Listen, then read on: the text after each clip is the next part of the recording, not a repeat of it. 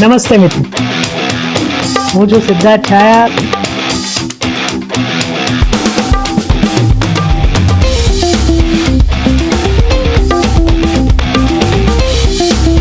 તો સ્વાગત છે તમારું સિટ ટોક્સમાં. નમસ્તે મિત્રો, અને પોડકાસ્ટ ડાયરીઝના આ નવા એપિસોડમાં તમારું ફરીથી સ્વાગત છે. આપણે જાણીએ છીએ કે અહીંયા આપણે ફક્ત મનોરંજનના વિષયો નહીં પણ અલગ અલગ વિષયો પર ચર્ચા કરીએ છીએ. એમના જે તજજ્ઞો છે, એમના જે વિદ્વાન છે, એમને આપણે અહીંયા મળીએ છીએ. આપણે વચમાં એક હોમિયોપેથી પર પણ પોડકાસ્ટ કર્યું હતું. એટલે હેલ્થ છે, આપણું તનની મનની તંદુરસ્તી છે, એના વિશે આપણે નવું નવું જાણીએ એવી આ પોડકાસ્ટ ડાયરીઝની ટીમની પણ ઈચ્છા હોય છે. તો એવા જ એક અમારા પ્રયાસમાં એક આ નવું સોપાન આજે આપણે એડ કરી રહ્યા છીએ. અને એ સબ્જેક્ટ હું સાચું કહું ને તો મને બહુ ખબર નથી એ સબ્જેક્ટ વિશે. એટલે એકદમ અજ્ઞાની તરીકે હું આપણા જે અહીંયા વિદ્વાન મિત્ર આવ્યા છે ધવલભાઈ, એમને હું પૂછીશ સવાલો, અને એ આપણને આપણા તનની અને ખાસ કરીને મનની તંદુરસ્તી ઘેરે બેઠા સરળ પદ્ધતિથી કેવી રીતના મેળવી શકાય એના વિશે આપણને ગાઈડ કરશે. પ્લસ એ એક એવી સંસ્થા સાથે પણ જોડાયા છે. એટલે આ પોડકાસ્ટ જોયા પછી જો તમને એના વિશે વધુ જાણવાની ઈચ્છા હોય અથવા તો એમાં જોડાવાની ઈચ્છા હોય તો એની બધી જ ડિટેલ્સ હું નીચે ડિસ્ક્રિપ્શનમાં આપી દઈશ. એટલે તમે ધવલભાઈનો સીધો સંપર્ક કરી શકશો. તો ધવલભાઈ, પોડકાસ્ટ ડાયરીઝમાં તમારું ખૂબ ખૂબ સ્વાગત છે. અને આ એક વિષય મારા માટે ને કદાચ આપણા દર્શકો માટે ખૂબ નવો છે. તો પહેલાં તો આપણે તમારા બેકગ્રાઉન્ડ વિશે થોડું જાણીએ. તમે મને આવતા પહેલાં જરાક એટલું કીધું કે તમે મિકેનિકલ એન્જિનિયર છો. એમ આઈ રાઈટ? બરાબર. તો આ મેળ પહેલાં તો એમ કહો કે આમ હું છે ને, હું મારી જ વાત કરું. કોઈ મને પૂછે ને, તમે જેમ હમણાં મને પૂછ્યું કે આમ તમારું શું, એટલે હું કહું કે હું લેખક છું, ટ્રાન્સલેટર. એ તો બરાબર છે, પણ કરો છો શું એમ? એટલે તમે મિકેનિકલ એન્જિનિયર છો તો શું કરો છો? અને પછી તમે મને એમ કહો કે આ હિલિંગ પ્રત્યે તમે કેવી રીતના આકર્ષાયા? બહુ આ બધા મને બહુ બધા પૂછે, કારણ કે છેલ્લા 20 વર્ષથી જે લોકો મને જાણે છે એમાંના ઘણા બધા લોકો મને હીલર તરીકે, ટ્રેનર તરીકે, કે આ જે હિલિંગ પદ્ધતિ કહેવાય એના પ્રચારક તરીકે જાણતા હોય. જૂના જે મિત્રો જાણે છે, એ એન્જિનિયર જાણે. જ્યારે બે એ પૂછે, જેમ તમને પૂછે છે, તમે શું કરો છો એમ, એટલે હું કહું ભાઈ હું હીલર છું.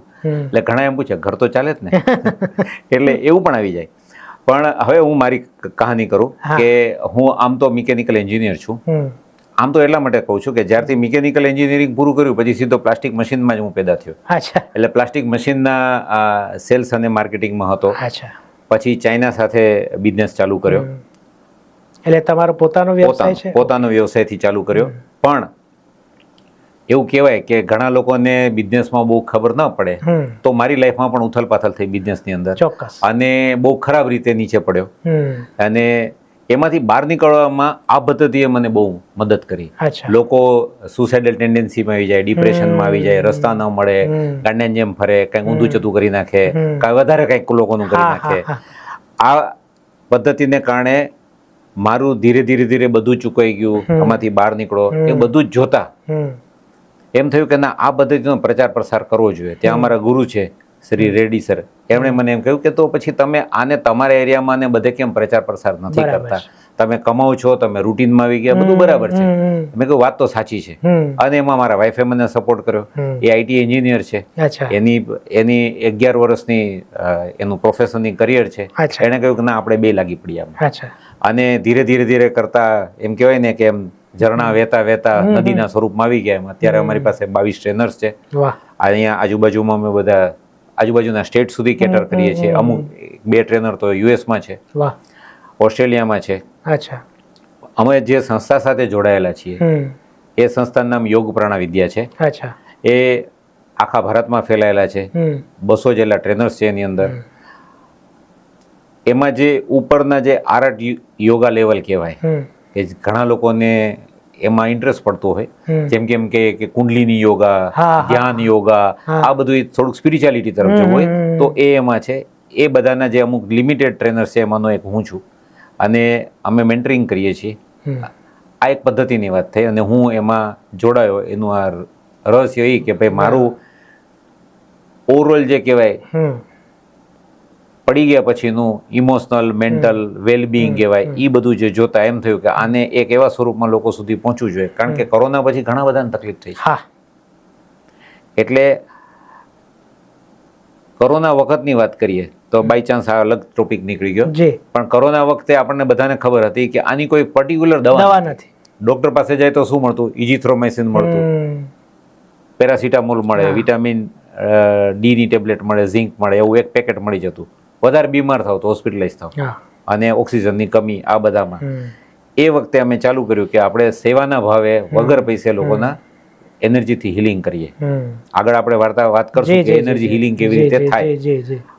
અમે અને અમારી ટીમે 1500 થી વધારે લોકોનું હિલિંગ કર્યું અને લોકોને વગર દવાએ બચાવ્યા. ચિત્રલેખા જે આપણે 75 વર્ષથી વધારે જૂનું ગુજરાતી સાપ્તાહિક છે, એ લોકોએ અમારા પર લેખ લખ્યો. દિવ્ય ભાસ્કરમાં આવ્યું હતું. પછી અમદાવાદનું એક ઇન્સ્ટાગ્રામનું બહુ સરસ પેજ છે, sorry forgot the name, humans of Ahmedabad. એમાં પણ એ લોકોએ અમારા વિશે લખ્યું હતું અને એ લોકોએ આ બધા એપ્રિશિએટ કર્યું ને એના પછી ઇન્કવાયરી વધી. એ લોકોને ખબર પડે ને કે એક આવી પદ્ધતિ છે જે દવા વગર પણ થઈ શકે. એટલે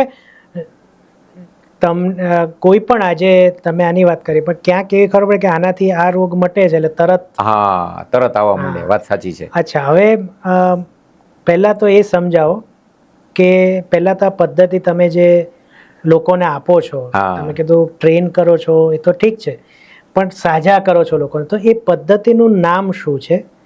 અને ટેકનિકલ કહો કે લોક બોલીમાં જે બોલાતું હોય એ હોય, અને એમાં શું એટલે શું છે? પહેલા તો નામ છે ને શું છે, પછી કેમ છે એ આપણે પછી જાણીશું. આપણે શું નામ છે અને એ પદ્ધતિનું નામ છે યોગ પ્રાણ વિદ્યા. અચ્છા, એટલે યોગ જ છે, યોગનો એક હિસ્સો છે? ના, બહુ સરસ તમારી પ્રશ્ન છે. કારણ કે અમે ક્યાંય લોકોને આનો અનુભવ કરવો પડે ને. આપણે ધારો કે કોઈ નવી દુકાન ખુલી હોય તો એ ફ્રીમાં એક દિવસ ચાખવા માટે રાખે, મીઠાઈની દુકાનવાળા લોકો આવે એટલે આજે ફ્રીમાં એક નાનો કપ આપશે, લોકોને ખબર પડે કે આનું શું છે. એવી રીતે અમે ફ્રી હિલિંગ કેમ્પ્સ કરીએ, લોકો એનો અનુભવ કરે કે હિલિંગ શું છે, એ ત્યાંથી શરૂઆત થાય. પણ લોકો નામ વાંચે યોગ પ્રાણ વિદ્યા એટલે એમ પૂછે કે યોગની મેટ લઈને આવીએ, એટલે યોગ પ્રાણ વિદ્યા. ઓકે, એટલે હવે પાછું પ્રાણાયામ સાથે પણ એટલે એ જ આખું સમજાવું કે યોગ એટલે આપણે ત્યાં નોર્મલી ભારતની અંદર એવું માને છે યોગ એટલે એક્સરસાઇઝ, દેટ ઇઝ યોગાસના. બરાબર. ઘણા લોકો પ્રાણાયામને યોગનો ભાગ ગણે છે, પણ પતંજલિ સૂત્રમાં આપણે જોઈએ તો યોગનો મતલબ છે બધું ભેગું કરવું. એટલે એની અંદર ફિઝિકલ એક્સરસાઇઝ દેટ ઇઝ યોગાસના, પ્રાણાયામ એટલે બ્રીધિંગ એક્સરસાઇઝ, પછી ફૂડ આહાર વિચાર અને મેડિટેશન્સ, આ બધું ભેગું થઈને આવે એને યોગ કહેવાય. અને પ્રાણ વિદ્યા એટલે કે અમે જે સારવાર કરી છે આ બધું એકઠું કરીને એની અંદર આપણું શરીર છે એને આપણે જાણીએ છીએ. કારણ કે આપણે રોજ નાતા હોય, જોતા હોય, અમારા હાથ છે, આંગળા છે, એના સિવાયનું એક બીજું છે જેને આપણે અનુભવીએ છીએ અને જે આપણા ઉપર બહુ જ અસર કરે છે, એ છે આપણું મન અથવા તો આપણા વિચારો. મેડિકલ સાયન્સ પણ અત્યારે એવું માને છે કે 95% ડિઝીઝ જે છે સાયકોસોમેટિક છે, વિચારો અને ભાવનાથી પેદા થતા. એક્ઝેક્ટલી. હવે આપણે ડોક્ટર પાસે જઈએ, ડોક્ટર શેની દવા આપે? શરીરની. હવે પોસ્ટ કોરોના જે ઈરા નવો ચાલુ થયો એ યુગની અંદર ડોક્ટર હવે એવું માને છે કે આ વિચારો અને ભાવનાઓથી થાય છે, પણ દવા તો શેની આપે છે? શરીરની. અથવા તો એમ કે ઘણા પ્રિસ્ક્રિપ્શનમાં લખીને આવે છે અમારી પાસે કે મેડિટેશન કરો, યોગા કરો, પ્રાણાયામ કરો, જેવું દર્દ એવું એ લોકો કહે. કયું કરવું તો એ ખબર નથી. કારણ કે હવે તમે કોઈ જગ્યાએ જાઓ તો કોઈ પંથ સાથે જોડાઈ જાઓ તો પ્રોબ્લેમ છે, કારણ કે તમારું એક ધર્મ જુદો હોય અથવા તો તમે કોઈ ભગવાનને માનતા હોય અને કોઈ બીજા પંથમાં જાઓ તો આપણી માન્યતા બદલાઈ જાય. ઘણા લોકો યુટ્યુબ ઉપર ગૂગલ દેવતાએ નમઃ કરીને કૂદી પડે અને જે મળ્યું એ ચાલુ પડી જાય. હવે એ માણસની પાસે કેટલું ઓથેન્ટિસિટી છે, એનો એક્સપિરિયન્સ કેટલો છે ખબર નથી. આપણે એક નાનામાં નાની વસ્તુ લેવા જઈએ ને તો 4 જગ્યાએ પૂછીએ. ઇવન એમેઝોન ઉપર જોઈએ તો રિવ્યુ જોઈએ, પણ હવે તો પેડ રિવ્યુ વાળા પણ આવી ગયા. તો શું કરવાનું? એટલે લોકો પછી ક્યાંક ભટકે રાખે છે. તો આ જે વિચારો અને ભાવનાથી પેદા થતા રોગ તો પાછા ત્યાં જ અટકી ગયા. તો એ કેવી રીતે થાય છે? એક સાદો દાખલો છે કે આપણે નાના છોકરાને રમાડીએ તો ક્યાં આપણને આમ મજા આવે? અહીંયા હૃદય પાસે, ત્યાં ટિંગલિંગ સેન્સેશન થાય, કારણ કે એને લગતા એનર્જી સેન્ટર્સ અથવા ચક્રો ત્યાં જ છે. અને રોડ ઉપર આપણે ઉભા હોય ને બાજુમાંથી અચાનક ટ્રક આમ પસાર થઈ જાય ને બચ્ચા મરતા, તો ફાળ ક્યાં પડે? પેટમાં પડે, કારણ કે એને લગતા ત્યાં છે. રૂઢિપ્રયોગ પણ છે કે પેટમાં ફાળ પડી. બરાબર. અને આપણે ઘણીવાર એવું પણ બોલીએ છીએ કે મારું સારું જોઈને તને કેમ પેટમાં બળે? કારણ કે એ જે બળવા વાળું છે ને બીજાને જોઈને જલન, એ જલનના જે કહેવાય ને ઇમોશન્સ, એ બધા ત્યાં પડેલા છે. આપણે કોઈને એમ નથી કહી શકતા કે મને તને જોઈને મારો પ્રેમ અહીંયા પેટની અંદર ગુડગુડ થયો. એ હૃદયમાં થાય, કારણ કે એને લગતા છે. હવે જે પણ વ્યક્તિને ઇમ્બેલેન્સ થાય, કોઈને વધારે પ્રેમ થાય, કોઈને વધારે જલન થાય, કોઈને ડર લાગે બિઝનેસ કરતા, એકવાર ફેલ ગયો હોય તો એ માટેના જે કંઈ એના આભા મંડળની અંદર જેને આપણે ઓરા કહીએ છીએ, જે દેખાતું નથી, એની અંદર આવે ત્યાંથી શરૂઆત થાય. અને જ્યારે શરીરમાં આવે અને ફિઝિકલાઇઝ થાય, શરીરની અંદર જામી જાય, એટલે આપણે એનું નામકરણ કરીએ કે મને ઘૂંટણમાં એટલે ઘૂંટણ દુખે છે, મને એસિડિટી થઈ, મને આર્થરાઇટિસ થયું, ડાયાબિટીસ થયું, નામકરણ કરીએ. પછી એની શરીરમાંથી એ કાઢવાનું ચાલે, પણ ઓલું અંદર ઘૂસતું જાય એની તો દવા છે નહીં. બરાબર. અમે પ્રાણવિદ્યાથી એ જે પ્રાણ છે એટલે પ્રાણા શક્તિ કયો કે એ જે ઓરા દ્વારા અંદર ઘૂસીને ફિઝિકલાઇઝ થઈ એને કાઢીએ, વધતા આભા મંડળમાં જ્યાં એ પડેલી છે ત્યાંથી પણ દૂર કરીએ. એટલે રૂટ કોઝ સાથે મૂળ ક્યાં છે ત્યાંથી દૂર કરવા માટે કરીએ કામ. હવે એનાથી શું થાય કે એક સાથે બંને થાય. હવે માનો કે આપણે અહીંયા બેઠા છીએ, છતમાંથી પાણી ટપકે છે, ચોમાસું છે, ટપકતું હોય તો આપણે શું કરીએ? પોતું કરી દઈએ.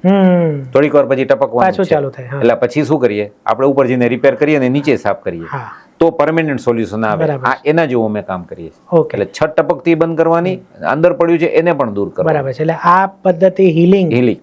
ઓકે. હવે તમે જે સંસ્થા સાથે જોડાયા છો એ શું છે? ઓકે. હવે એક આખી આમ તો વૈશ્વિક સંસ્થા કહી શકાય, કારણ કે અમારા બધા ટ્રેનરો બીજા બધા દેશમાં પણ છે. ઇવન દુબઈ જેવી રૂઢિચુસ્ત દેશની અંદર પણ યોગ YPV યોગાને નામે ત્યાં રજિસ્ટર્ડ ટ્રસ્ટ છે. હમણાં યુએસની અંદર યોગ પ્રાણવિદ્યા એકેડમીના નામે ચેરિટેબલ ટ્રસ્ટ રજિસ્ટર્ડ થઈ ગયું. ત્યાં પણ પ્રચાર પ્રસાર થશે. તો એ સંસ્થા આખા ભારતમાં ફેલાયેલી છે. એમ એ જ છે કે લોકો કાં હિલિંગ લે, અનુભવ કરે અને પોતે પોતાની જાતે કરતા થાય. અને એટલું સરળ છે કે જે આપણે કહીએ ને કે 1 2 3 4 કહીએ, એટલા સરળથી 1 2 3 4 ની જેમ જ તમે 1 2 3 સ્ટેપ કરો, સામેવાળાને તમે બરાબર સાજા કરી શકો. બરાબર. હવે જો તકલીફ કોને ઘરમાં નથી? આમ દર્શકોને એક રિક્વેસ્ટ કરીશ કે 1 મિનિટ માટે વિચારો, તમારા શરીરમાં નાની મોટી તકલીફ કેટલી? નાની મોટી. ધારો કે એસિડિટી થાય છે, આપણે શું કરીએ? ગોળી ખાઈ લઈએ. બરાબર. ડાયજીન ખાય, એન્ટાસિડની અંદર રેન્ટેક હતી, રેન્ટેક હવે પ્રતિબંધિત થઈ ગઈ, એટલે ઓમિપ્રાઝોલ આ તે ઘણી બધી આવી ગઈ છે હવે. તો એ બધી દવાઓ ખાય, પણ ક્યારે આપણે એ નથી વિચારતા કે આપણે એની અંદર જે દવા ખાય છે એની સાઈડ ઇફેક્ટ શું? એટલે અગેન હું એમ કહું કે તમે નિષ્ણાતને પૂછીને દવા લેવી. કોઈ હવે એટલો તો આપણી પાસે ટાઈમ નથી હોતો. આપણા દેશમાં આપણો સૌથી વધારેમાં વધારે હાનિકારક કયો કે મિત્ર જે કયો એ કોણ? આપણો નજીકનો કેમિસ્ટ. એને જઈને આપણે એમ પૂછીએ કે ભાઈ આ દવા લેવાથી મને માથું દુખે, દવા આપી દે. એટલી તરત એક તમારું તાસીર જાણતો એ દવા આપી દે, પણ સાઈડ ઇફેક્ટનું શું? તો અમારી પાસે જે કંઈ કેસીસ આવે છે તો એને જોતા જોતા અમને ખ્યાલ આવ્યો કે ભાઈ લોકો અનનેસેસરી ચણા મમરાની જેમ થાય. વચ્ચે તો એવું મીમ પણ આવ્યું હતું કે કોરોના પછી આપણો ભારતનો સાંજનો નાસ્તો શું? તો ડોલો. એટલે હું કોઈ દવાની વિરુદ્ધમાં નથી, પણ આ એક જે આવે છે ને લોકો એનાથી તમે કીધું ને હમણાં એક એડ બહુ લોકપ્રિય થઈ છે કે શુગર કે એની કંઈક છે, તો પેલું માપવાનું યંત્ર એવું કંઈક છે કે તમારે શું જોઈએ કે દવાનું બુફે એમ કરીને બધી જુદી દવા. બરાબર છે. એટલે હવે આપણે એવું જ થઈ ગયું છે. પણ હવે એવું છે કે હવે હું એમ કહું કે તમને અડ્યા વગર, દવા વગર હું તમારી સારવાર કરીશ, તો કાં સામે વળે એમ કે આની ચસકી ગઈ છે, કાં તો મને જે સવાલ થાય છે એવો થાય કે આ મેલી વિદ્યા છે. એટલે ઘણા બધા મને એમ કહેતા હતા કે તમે તમારે કાળી ચૌદસે જોઈ. એટલે અમારે ઘણા બધા એમ કે, અને અમે નોર્મલી આનાથી પણ વધારે ડિસ્ટન્સ પર હોય એટલા દૂર બેસાડીને અમે એને ઉર્જાથી સફાઈ કરીએ, એની ઉર્જા નાખીએ, એવું કરીએ. અથવા તો પૃથ્વી પર ગમે ત્યાં હોય ત્યાં. મારા મોટા ભાગના ક્લાયન્ટ્સ જેમને તકલીફ હોય એને અમે પેશન્ટ નથી કહેતા, ક્લાયન્ટ્સ, કારણ કે વી આર નોટ ડોક્ટર્સ. બરાબર. તો ક્લાયન્ટ્સ જે છે એ લોકો અધર દેન અમદાવાદમાં હોય તો આવતા નથી, કારણ કે અમદાવાદ હવે કંઈ નાનું નથી, લોકોને આવવા જવામાં 2 કલાક નીકળી જાય. એટલે એ બધા લોકોને અમે દૂરસ્થ હિલિંગ જ કરીએ છીએ. બરાબર. હવે સવાલ પાછો એ જ આવે કે આ સાચે પ્લેસિબો ઇફેક્ટ તો નથી ને? હા, એટલે આ છે શું? હા, હવે એના ઉપર આવું કે પ્લેસિબો ઇફેક્ટ એટલે કે આપણે નાના હતા અને આપણને વાગી જાય એટલે મમ્મી આવીને ફૂંક મારે, બેટા મટી જશે, અને સાચે મટી જાય. કારણ કે શરીર પોતાની રીતે ઠીક થવાની ક્ષમતા ધરાવે છે. હવે નાનો દાખલો દઈએ કે લેડીઝ જે હોય એ કોઈ પણ ગૃહિણી ઘરની અંદર રસોઈ કરતી હોય ને તેલનો છાંટો ઉડે તો પેલા સિસકારો નીકળે, પણ પછી 108 નથી બોલાવતા, કારણ કે આપણને ખબર છે કે આ 1-2 દિવસની અંદર એ ફોડલો હશે તો ફોડલો બધું સરખું થઈ જશે. ઇવન શેવિંગ કરતી વખતે, દાઢી કરતી વખતે બ્લેડનો કાપો પડે તો આપણે શું કરીએ? 108 બોલાવે, ડોક્ટર પાસે જઈએ, નથી જતા, કારણ આપણને ખબર છે કે આ કલાક 2 કલાકમાં બધું બંધી જશે અને કાલે એનું નિશાની નહીં રહે. એનો મતલબ એ છે કે શરીર તો એની રીતે પોતાને ઠીક થવાની ક્ષમતા ધરાવે છે, માત્ર ઓછી વધી હોઈ શકે. બરાબર. પણ આપણે શું છે કે એસિડિટી થઈ હોય અને પાણીપુરીની લારી નીકળે ને પછી મનમાં પાણી આવે અને પછી વિચાર એક છે ને ડાયજીન છે ને ખાઈ લેશું, અત્યારે તો પાણીપુરી ઉપર હાથ અજમાવો, એટલે આપણે એની ક્ષમતામાં બગાડો કરીએ છીએ. રાઈટ. તો આ અમે જે ઉર્જા પદ્ધતિ આપીએ છીએ એ પ્લેસિબો ઇફેક્ટ નથી અને એ સાચે કામ કરે છે. એ કેમ ખબર પડે? તો અમારા જે સ્પિરિચ્યુઅલ ટીચર છે રેડી છે, એ પોતે વિંગ કમાન્ડર હતા, IITians છે, એ રોબોટિક્સના ને હેલિકોપ્ટરના નિષ્ણાત હતા, ઓપ્ટિકલ ફાઈબરના એમાં IIT કરેલું એમણે, અને હેલિકોપ્ટરના નિષ્ણાત હતા. એટલે એ પોતે સાયન્સ બેકગ્રાઉન્ડ, એન્જિનિયરિંગ બેકગ્રાઉન્ડમાં હોવાથી એણે કીધું આપણે એના રિસર્ચ પેપર બનાવીએ. તો અત્યાર સુધીમાં 107 રિસર્ચ પેપર જુદા જુદા રોગના, મેડિટેશનથી લઈને રોગથી લઈને બધા, એના 107 રિસર્ચ પેપર નેશનલ ને ઇન્ટરનેશનલ મેડિકલ જર્નલમાં પબ્લિશ થયા છે. અને અમારી વેબસાઇટ પર પણ છે. અને ફોર્ચ્યુનેટલી હમણાં હું આજે એની કોપી લેવો, કારણ કે આ 15મી ઓગસ્ટે જ બહાર પડી આ પુસ્તક છે, અને આની અંદર અમારા બધા જ રિસર્ચ પેપર આની અંદર આવી ગયા. એટલે એનાથી શું થાય, કોઈ પણ ગમે ત્યાં જઈને મેડિકલ જર્નલમાં જ પબ્લિશ થયા છે, એટલે પોતે ક્રોસ ચેક કરી શકે કે આનાથી એ પ્રૂફ છે કે ભાઈ આનાથી થઈ તો શકે છે. બરાબર. હવે અમારા ગુરુનું એમ એવું છે કે દરેક ઘરમાં એક હીલર હોય ને, તો જે હું કહેતો હતો ને કે તમે વિચારો કોને તકલીફ નથી. હવે માનો કે હું એમ કહું ના, હું તો જીમમાં જાઉં છું, હું આહાર વિચાર બધું વ્યવસ્થિત કરું છું, મને કોઈ તકલીફ નથી. ઘરનાની તકલીફ. અને એવું નથી કે આપણને તકલીફ ન હોય તો આપણે એની સામે છે ને આપણી પાસે સેફગાર્ડ છે, કયું? મેડિક્લેમ. બરાબર. એટલે અમારે યુએસમાં ઘણી વાર થાય, યુએસના કોઈ પેશન્ટ હોય ને કે ક્લાયન્ટ હોય, એટલે એમ કે સાહેબ અમને હિલિંગ ચાર્જીસ કરતા તો અમને ગવર્મેન્ટ ફ્રીમાં દવા આપે છે. એટલે અમે કહે તો વાંધો નહીં, તમે એ લો. પછી પાછા આવે કે તો એની સાઈડ ઇફેક્ટનું શું? અને સૌથી મોટો આપણા દેશની અંદર 2 વસ્તુ છે. એક, દવા લેવા જાઓ એટલે મેડિકલમાં દવા લીધી ત્યાં સુધી તો સાઈડ ઇફેક્ટ બરાબર છે, પણ હોસ્પિટલાઇઝ થાવ પછી શું? એની જે પીડા ભોગવવાની છે, અહીંયા લગાવ્યું, અહીંયા ભોગવવામાં પડ્યા હોય, મોઢામાં લગાવ્યું હોય, એ તો આપણે સહન કરવાનું. એ મેડિક્લેમ વાળા એમાં નહીં કે હવે ભાઈ તે 1 કરોડનો ઇન્સ્યોરન્સ લીધો છે તો હવે થોડાક મારો માણસ મોકલું જીબીએસ હોય તમારી વાત, એ ખાઈ લેશે, નહીં થાય. બરાબર. અને બીજું જે છે એ બધા જ સગાવાલા આવે જોવા માટે, એ આપણે ત્યાં રિવાજ છે, એકબીજાને સાંત્વના આપવા ભેગા ઊભું જોઈએ. પણ પછી એ ઘરે આવે એટલે તમારે એનું જમવાનું, ખાવાનું, પીવાનું, વડીલો આવ્યા હોય તો એને ડાયાબિટીસ હોય તો એનું અલગ બનાવવાનું, પછી એમ કે મારા સગાને આવ્યો જ છું તો મારા સગાને મળવા લઈ જાય, ત્યાં જવાનું. હોસ્પિટલ સાચો કે તમે એને ત્યાં જાઓ. સાચી વાત. એ બધું મેડિક્લેમ નહીં આપે. બરાબર. તો આ વિદ્યાથી આ પદ્ધતિ જો કોઈ શીખે અને દરેક ઘરમાં એક હીલર હોય તો આસાનીથી એ નાના મોટા બધા જ રોગમાંથી મુક્તિ પામી જાય. બરાબર. મારો આનો 20 વર્ષનો અનુભવ એવો છે કે લગભગ બધા જ રોગ મટી જાય છે. બરાબર. અચ્છા, હવે અમુક જે પદ્ધતિઓ જેનું મને થોડું ઘણું જ્ઞાન છે, એમાં બીમારીઓ તો એ મટાડે છે, એ હિલિંગ નથી, એ કંઈક બીજી વસ્તુ છે. આપણું જે અચેતન મન છે એના સાથે કામ કરતી વાતો છે.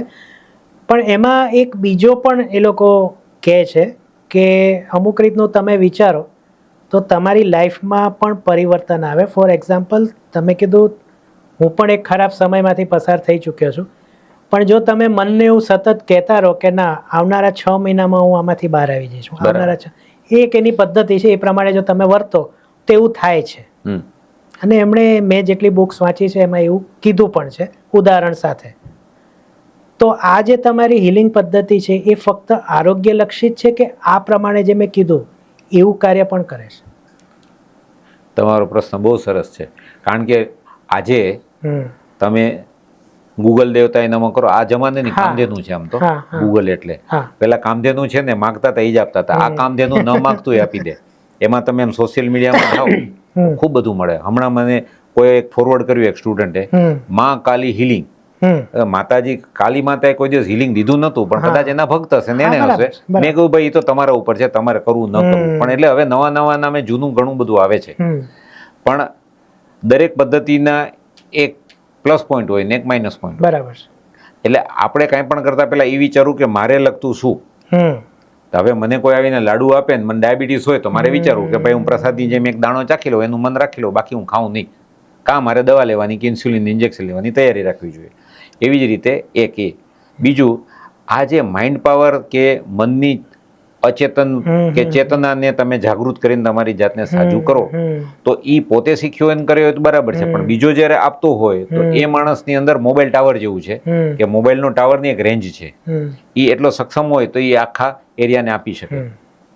તો એવા જે હોય એ આપી શકે, કાં તમારે એ મોબાઈલ ટાવર જેટલી એનર્જી ભેગી કરવી પડે તો તમે આપી શકો. હવે એની સામે અમારું જે છે એ પદ્ધતિ એટલી સરળ છે કે અમારે હું મારો પ્રશ્ન એ છે કે આ આરોગ્ય લક્ષિત છે કે બીજું પણ? રાઈટ. અમારા મારી જાતે કે જો હું સ્વસ્થ છું પણ મારે મારા દેવામાંથી બહાર આવું છે. બરાબર. એવી કોઈ પણ આ પદ્ધતિ? બહુ સરસ છે. જો અમારી અંદર અમારા જે કંઈ અમે કોર્સ ગુરુએ ડિઝાઇન કર્યા છે એને બધાને ધ્યાનમાં રાખીને કર્યું છે. કારણ કે આજના જમાનામાં ફક્ત આરોગ્યથી નહીં ચાલે. હવે ધારો કે નવું ઘર લીધું તો એની અંદર ઉર્જાનો ફ્લો બરાબર છે કે નહીં, એ બહુ અગત્યનું છે.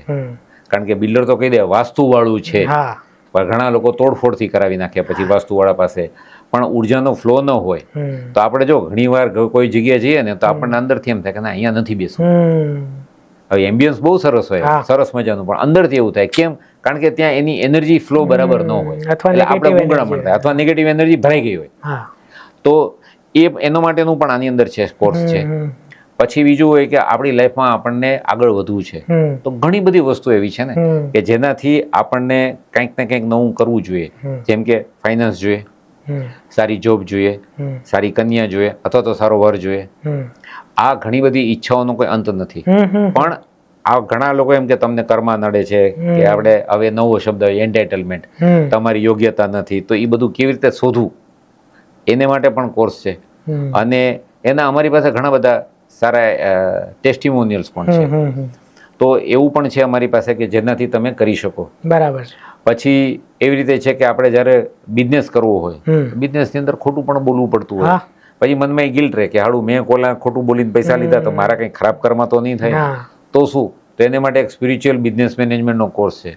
તમે બિઝનેસ કરો સારી રીતે કરો, કયા સમયે શરૂ કરો તો શું મળે, કયા સમયે તમે નવું સ્ટેપ લો, કયા સમયે ડિસિઝન લો, એ કેવી રીતે કરવું, એ આખું કેલ્ક્યુલેશન પણ બરાબર છે. એટલે આ એક એવું એક ઇન્ટિગ્રેટેડ હોલિસ્ટિક થેરાપી છે કે આ કોર્સિસ છે કે જેની અંદર તમારી લાઈફની અંદર થતા લગભગ બધા જ પ્રોબ્લેમ એમાં આવી જાય. જેમ મેં વચ્ચે વાત કરી એમ કે કોઈને સ્પિરિચ્યુઅલ પાથમાં જવું હોય તો તમે એમાં કુંડલીની યોગા, હઠા યોગા, એ પણ અમે એમાં આવરી લીધું છે. ઇવન એક કોર્સ સરસ છે જે કોઈ પણ કરી શકે છે. બીજા કોર્સમાં શું છે કે તમે એક લેવલનું કર્યું, બીજા લેવલનું કરો કે એના પછી તમે બીજામાં જઈ શકો. આ કોર્સ ઓપન ફોર ઓલ જેવો છે. કારણ કે બધાને જન્મે એ ખબર છે. અને ભારતમાં તો હું તો વાતુડિયો માણસ છું, એટલે હું તો રિક્ષા ડ્રાઈવર હારે વાત કરતો, તો બધાને એમ જ છે મારે મોક્ષ જોઈએ. બધાને એ ખબર છે કે મર્યા છીએ બીજી વાર આવવાનું છે. એટલે પેલું છે ને પુનરપી જનનમ પુનરપી મરણમ જનની જઠરે છે, એવું બધાને ખબર જ છે. પણ પાછું શું કામ આવવું પડે છે ને એનું રહસ્ય નથી મળતું. અને મર્યા પછી શું થશે, જે ઓ માય ગોડ મૂવીમાં બોલે જ ને કે મર્યા પછી પકોડાની જેમ તેલમાં તળશે, શું કરશે, એ આખું બધા શાસ્ત્રમાં લખેલું છે. પણ એને કોન્સોલિડેટેડ કરીને એક સામાન્ય વ્યક્તિ સમજી શકે અને એના પ્રમાણે આચરણ કરે તો એને પ્રોબ્લેમ ન થાય, એને માટેનો એક કોર્સ છે. ખાલી એક જ દિવસનો છે, બહુ સરસ છે. સરસ. હવે તમે મને શરૂઆતમાં કીધું કે જે તમારી પાસે આવે છે એ તમારા દર્દી નથી, તમારા ક્લાયન્ટ છે. હા, તો આ આખું જે સ્ટ્રક્ચર છે એટલે તમે આમ જો તો લોકોને સાજા જ કરો છો. બરાબર છે. તો આ કાયદેસરની પ્રવૃત્તિ છે. એક રીતે ગણાય તો કાયદેસરની છે, કારણ કે અમે જે એને આપીએ છીએ હિલિંગ, એ ઓલમોસ્ટ એમ કહી શકાય ઉર્જા બેઝ છે. આમાં બીજું તો કશું આપણે નથી. એટલે સંસ્થા રજિસ્ટર્ડ છે. સંસ્થા રજિસ્ટર્ડ છે નહીં, સંસ્થા રજિસ્ટર્ડ છે. પછી વધારે અગત્યની વાત કે લોકોને સેટિસ્ફેક્શન માટે અમે રિસર્ચ પેપર કર્યા છે. એડિશનલી આયુષ જે ગવર્મેન્ટનું ડિપાર્ટમેન્ટ છે એની અંદર અમે એઝ એ થેરાપી માન્યતા મળે એને માટે અમે એપ્લાય કર્યું છે. ઓકે. હવે એકવાર અમે કેસીસ આપ્યા એના પછી એ લોકોને એમ થયું કે ભાઈ આ તો ઓછા છે, એટલે અમે આખા ભારતમાં જેટલા લોકોએ સારા હિલિંગ કર્યા હોય એના કેસીસ સબમિટ કર્યા, ઓલમોસ્ટ 2500 જેટલા.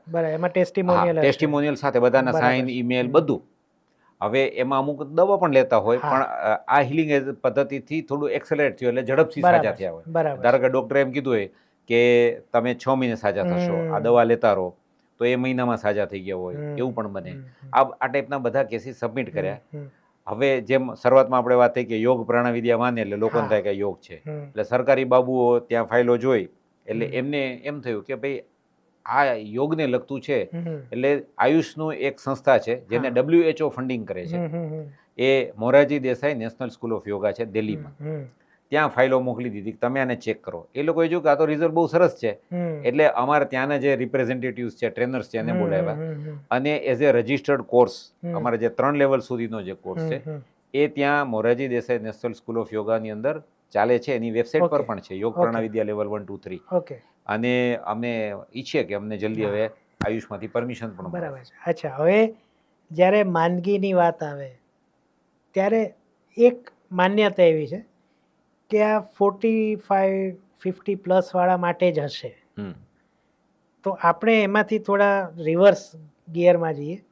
યુવાનોને આમાં શું ફાયદો? એના આપણે 2 ક્વેશ્ચન કરીએ.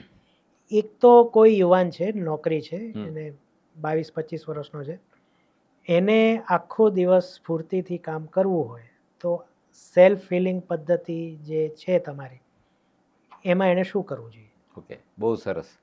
હવે અમે નોર્મલી એવું ઓબ્ઝર્વ કરીએ છીએ અત્યારે, અને શરૂઆત મારાથી જ કરું કે મારા પેરેન્ટ્સ જે ઉંમરમાં જેટલું કામ કરી શકતા હતા એ ઉંમરમાં હું અત્યારે એટલું પરફોર્મ નથી કરી શકતો. સાચી વાત છે. તો શું કામ? હવે એ અલગ વસ્તુ છે કે અમે કરી લઈએ છીએ, એટલે કારણ કે અમે આ એનો પદ્ધતિ સીધો કરીએ. જવાબ લોકો એવું કહેતા છે કે તમે લોકોએ સાચું ઘી ખાધું છે. જો હવે આ છે ને, આ એક સરસ મજાની મારી ભાષામાં વાર્તા છે, એક્સક્યુઝ છે. એનું રીઝન તમને કહું કે કદાચ જો પરદાદા જીવતા હોત તો એમ કે ના તમારે, એટલે સોરી, દાદા જીવતા હોય તો એમ કે ના મારા પપ્પા જે હતા ને ત્યારે વધારે શુદ્ધ હતું, અમારે વખતે થોડું ભેળસેળ આવવા માંડ્યું હતું, આપણા વખતે કદાચ ભેળસેળનું પ્રમાણ વધી ગયું. એટલે જે શરૂઆતમાં વાત કરીએ એમ કે આ બધું જે થાય ને એ આપણા સૂક્ષ્મ શરીર અથવા તો આભા મંડળમાં જે કંઈ આપણા ઇમોશન્સ જે છે એને કારણે આપણા ઉપર અસર થાય. આજનો યુવાન જે છે એ નાની ઉંમરથી જ એને સ્ટ્રેસ લાગુ પડી જાય છે. અમે ગાંધીધામમાં એક હિલિંગ કેમ્પ કરેલો, 3જા ધોરણમાં ભણતો છોકરો, એને પોતે ફોર્મ ભરીને આવ્યો. એના પપ્પા મને ઓળખતા હતા એટલે એની સાથે આવ્યો હતો. એને થયું કે હું ભરું, એને તો હિલિંગ ખબર જ નથી, પણ એને એટલી ખબર હતી કે મને આમાં કંઈક મારા પ્રશ્નનો જવાબ મળશે. રોગનું નામ હતું સ્ટ્રેસ. એટલે મેં એને પૂછ્યું, બેટા સ્ટ્રેસ ખબર છે? એટલે એને પપ્પા સામે જોયું. મેં એના પપ્પાને કીધું તું ભાઈ પાછળ જતો રહે, છોકરા સાથે વાત કરવા દે. છોકરાએ જાતે ફોર્મ ભર્યું છે તો પૂછવું જ પડશે. એટલે કે અહીં છે ને દુખે. 3જા ધોરણમાં ભણતા છોકરાને ખબર છે કે અહીં દુખે અને સ્ટ્રેસ કહેવાય. એટલે મેં કીધું તો તારી ભાષામાં આનું શું કારણ હોય? કે ઘરમાં જાઉં ને તો દાદા દાદી ટીવી પર બેઠા હોય, બહાર કોઈ રમવા છોકરા આવતા નથી, પપ્પા મમ્મી મોબાઈલમાં બિઝી હોય, તો મારી સાથે રમે કોણ? અને મને આ બધું નથી ગમતું. મને રેર કિસ્સો હતો. એટલે તમે વિચારો, જો નાના છોકરાને પણ સ્ટ્રેસ થઈ શકતો હોય તો યુવાનોનું તો શું થાય? બરાબર. એટલા માટે આજના જમાનાની જે જરૂરિયાત છે, એટલે સર્વિસ ટુ ધ સોસાયટી એમ કહી શકાય. અમે લોકોએ, એટલે YPVએ, અમારી યોગ પ્રાણાવિદ્યાએ આખા ભારતમાં સ્કૂલ, કોલેજ, કોર્પોરેટ્સમાં જઈને ફ્રીમાં મેડિટેશન્સને શીખવાડીએ છીએ, જેથી કરીને એ આજના જમાનાની જરૂરિયાત છે. તો જેથી કરીને એની અંદર બદલાવ આવે, એ પ્રેશરમાંથી બહાર આવે અને કંઈક નવું વિચારે. તમે જુઓ કે આજની નાના છોકરાના હાથમાં તમે મોબાઈલ આપશો ને 2 મિનિટની અંદર કેટલું બધું શોધી દેશે જે આપણને નહીં ખબર હોય. સાચી વાત છે. તો કારણ કે એનું મેન્ટલ ડેવલપમેન્ટ બહુ થઈ ગયું, શારીરિક નથી, ઇમોશનલ નથી. એને સહેજ કોક બોલી જશે ને તો એ લડવા તૈયાર નથી. કદાચ તમે જ પ્રતિકૂળ શું કહેવાય ગમે તે પરિસ્થિતિમાંથી લડીને બહાર આવ્યા છો, હું એવી રીતે બહાર આવ્યો છું, ઘણા બધા મિત્રો બહાર આવ્યા છે, પણ એના સંતાનોનું શું? જો એને ફેલ્યોર આવે બીજે દિવસ લટકવાની વાત કરી દેશે, કાં ઉપરથી કૂદી પડશે, કાંઈક કંઈક નવું કરશે. એ તો છે. પ્લસ આજકાલ બ્રેકઅપ્સ કેટલા વધી છે. નાની નાની વાતે છોકરા છોકરી વચ્ચે બ્રેકઅપ થઈ જાય. હવે એનું પાછું ડિપ્રેશન અલગ. હા, નોકરીમાં તો અલગ જ હોય, પેલા ટાર્ગેટ એચીવ કરવાના હોય. એટલે હવેનો જમાનો કેવો થઈ ગયો છે કે પિયર પ્રેશરનો. અમારી એક સ્ટુડન્ટ છે, એને આઈફોન નથી ગમતો, એના ઘરમાં બધા પાસે આઈફોન છે, એનો પગાર સારો છે, એટલે એવું નથી કે એ લઈ નથી અફોર્ડ નથી કરી શકતો, પણ એના પરિવારમાં મિત્રો બધા એક જ પ્રશ્ન છે, તું સેમસંગ વાપરે છે, આઈફોન નથી. ફાઇનલી એણે આઈફોન લીધો અને એ સતત બોલે છે કે મને નથી જ ગમતો. પિયર પ્રેશર આવું તો બધી જગ્યાએ બને છે. Plus addiction.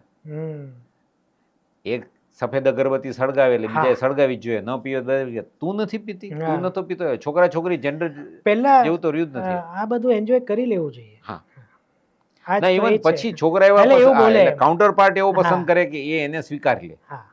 એટલે તો આનું શું હવે આને માટેનું એક જ છે, આનું સોલ્યુશન એક જ છે કે અમે એક સરસ એપ બનાવ્યું છે. યોગ પ્રાણાવિદ્યાના 3 શબ્દો પહેલા પકડી એટલે YPV અને સાધના. સાધના એટલા માટે કે કોઈ પણ વસ્તુ તમે જ્યારે વારંવાર કરો, રિપીટેડલી કરો, જેમ આપણે શરૂઆતમાં તમે એક સરસ પ્રશ્ન પૂછ્યો તો કે એવું આપણે વારંવાર વિચારીએ તો શું થાય, તો વારંવાર તમે એકને એક વસ્તુ કરો તો તમારી અંદર બદલાવ આવે. આજે મને મન થયું, કોઈ મને સરસ મજાના શૂઝ આપ્યા, તો સ્કેચર્સ નાખ્યા, તો હું આમ ફટ પહેરીને સવારે દોડવા નીકળી જાઉં, બીજે દિવસ એલાર્મ બંધ કરી દઉં, પછી કહું કે ના મારી તંદુરસ્તી રહેતી નથી, તો આપણે રેગ્યુલરલી કરવું પડે. સિમિલરલી જ્યારે રેગ્યુલર કરો એને સાધના કહેવાય, બરાબર ને? તો એક સરસ મજાનું ફ્રી એપ છે, અને ફ્રી ત્યાં સુધી છે કે એમાં અમારું વેબસાઇટ નથી, એમાં અમે ઈમેલ નથી નાખ્યો, અમારો કોન્ટેક્ટ નંબર નથી લીધો, અને નથી અમારે ત્યાંથી તો કોઈ ડાઉનલોડ કરે તો એને અમારી તરફથી ફોન કોલ આવવાનો. અને ભારતની મેક્સિમમ બધી જ લેંગ્વેજમાં છે, ગુજરાતી, હિન્દી, ઇંગ્લિશ, બંગાળી, કન્નડા, તેલુગુ, બધી જ લેંગ્વેજમાં છે. અને એની અંદર ડિસ્ક્રિપ્શન આપ્યું છે કે તમે કેવી રીતે સાધના કરવી, અને એના વિડીયોઝ પણ યુટ્યુબ લિંક પણ આપેલી છે, જેથી કરીને તમને કંઈ ખ્યાલ આવે તો નહીં. હવે એના કોમ્પોનન્ટ્સ બતાવું. જો કોઈ વ્યક્તિ એ YPV સાધના એપને રેગ્યુલરલી કરે તો એને કોઈ દિવસ કોરોના આવે ને મરો ના આવે ને હવે મંકી પોક્સ આવ્યું, તમારી ઇમ્યુનિટી સ્ટ્રોંગ થાય, તમારું ઇન્ટરનલી સ્ટ્રોંગ થાય. બહુ સરળ છે. એમાં 1-2 કોમ્પોનન્ટ્સ આપણે આમાં કરશું પણ. એક છે પ્રાણાયામ. તો આપણે બધા કહીએ પ્રાણાયામ તો આમ કરો ઘણું બધું આવે છે, પણ આપણા શરીરને માત્રામાં કેટલું જોઈએ. જો આજના જમાનામાં એક નવું છે, તમે કોઈને ઘરે કોઈ તમારા ઘરે આવે ને તો સૌથી પહેલાં પૂછશે ચાર્જર છે? કેમ? નોકિયાનો જૂનો મોબાઈલ યાદ છે ને, કેટલા દિવસ ચાલતો હતો? ઓલમોસ્ટ અઠવાડિયું. હવેના મોબાઈલ દિવસમાં 2 વાર ચાર્જ કરવો પડે, કોક વાર 3 વાર કરવો પડે. શું કામ? કારણ કે એને મેન્ટલ વર્ક વધારે કરવું પડે. એ મોબાઈલથી તમે બેન્કિંગ એ કરો છો, ઈમેલ ચેક કરો છો, ડિઝાઇન એ બનાવો છો, બધું જ કરો છો. પહેલાના મોબાઈલમાં SMS અને ફોન રિસીવ થતો, 2-3 કામથી વધારે કામ નહોતા. એનો મતલબ એ કે એને મેન્ટલ વર્ક વધારે કરવું પડે છે. સિમિલરલી આજના જમાનામાં આપણા ઘરમાં હોય કે આપણે ઘરની અંદર રહેતા હોય કે બહાર રહેતા હોય, બધાને મેન્ટલ વર્ક વધારે કરવું પડે છે. એટલે થાક લાગી જાય, તરત બેટરી રિચાર્જ કરવી પડે. તો એને માટે મિનિમમ ટાઈમમાં મેક્સિમમ એનર્જી ગેઇન કેવી રીતે થાય? તો પ્રાણાયામ. તો એ કોઈ પણ વ્યક્તિ દિવસમાં ખાલી 5 થી 5.5 મિનિટનું પ્રાણાયામ કરે તો એને એનર્જી ચાર્જ થઈ જાય. બરાબર. પણ ચેલેન્જ એ છે કે એને વ્યવસ્થિત રીતે કરવું જોઈએ, જેને આપણે એમ કહીએ ને લયબદ્ધ રીતે. આપણે જો કોઈ પણ વ્યક્તિનું આપણે ક્યાંય પણ ફંક્શનમાં ગયા હોય અને આપણે કોઈ ગીત ગાતું હોય કે કોરસમાં ગીત ગાતું હોય તો કેવી મજા આવે. બરાબર. અને મારા જેવો કોઈક ભરડતો હોય ભેગો તો ઓલા શું કહેવાય પોપકોર્ન બનાવતો હોય ઘરમાં, અને જે ઓલા ટકડાક અવાજ આવે ને એમાં કોઈક પથરા ઉછળતા હોય એવો વિચિત્ર અવાજ આવે. એટલે અમે કાઠિયાવાડમાં આપણે એમ કહીએ કે લોટનો ડબ્બો ઢસડતા હોય ને કર્કશ અવાજ આવે ને એવો અવાજ આવે.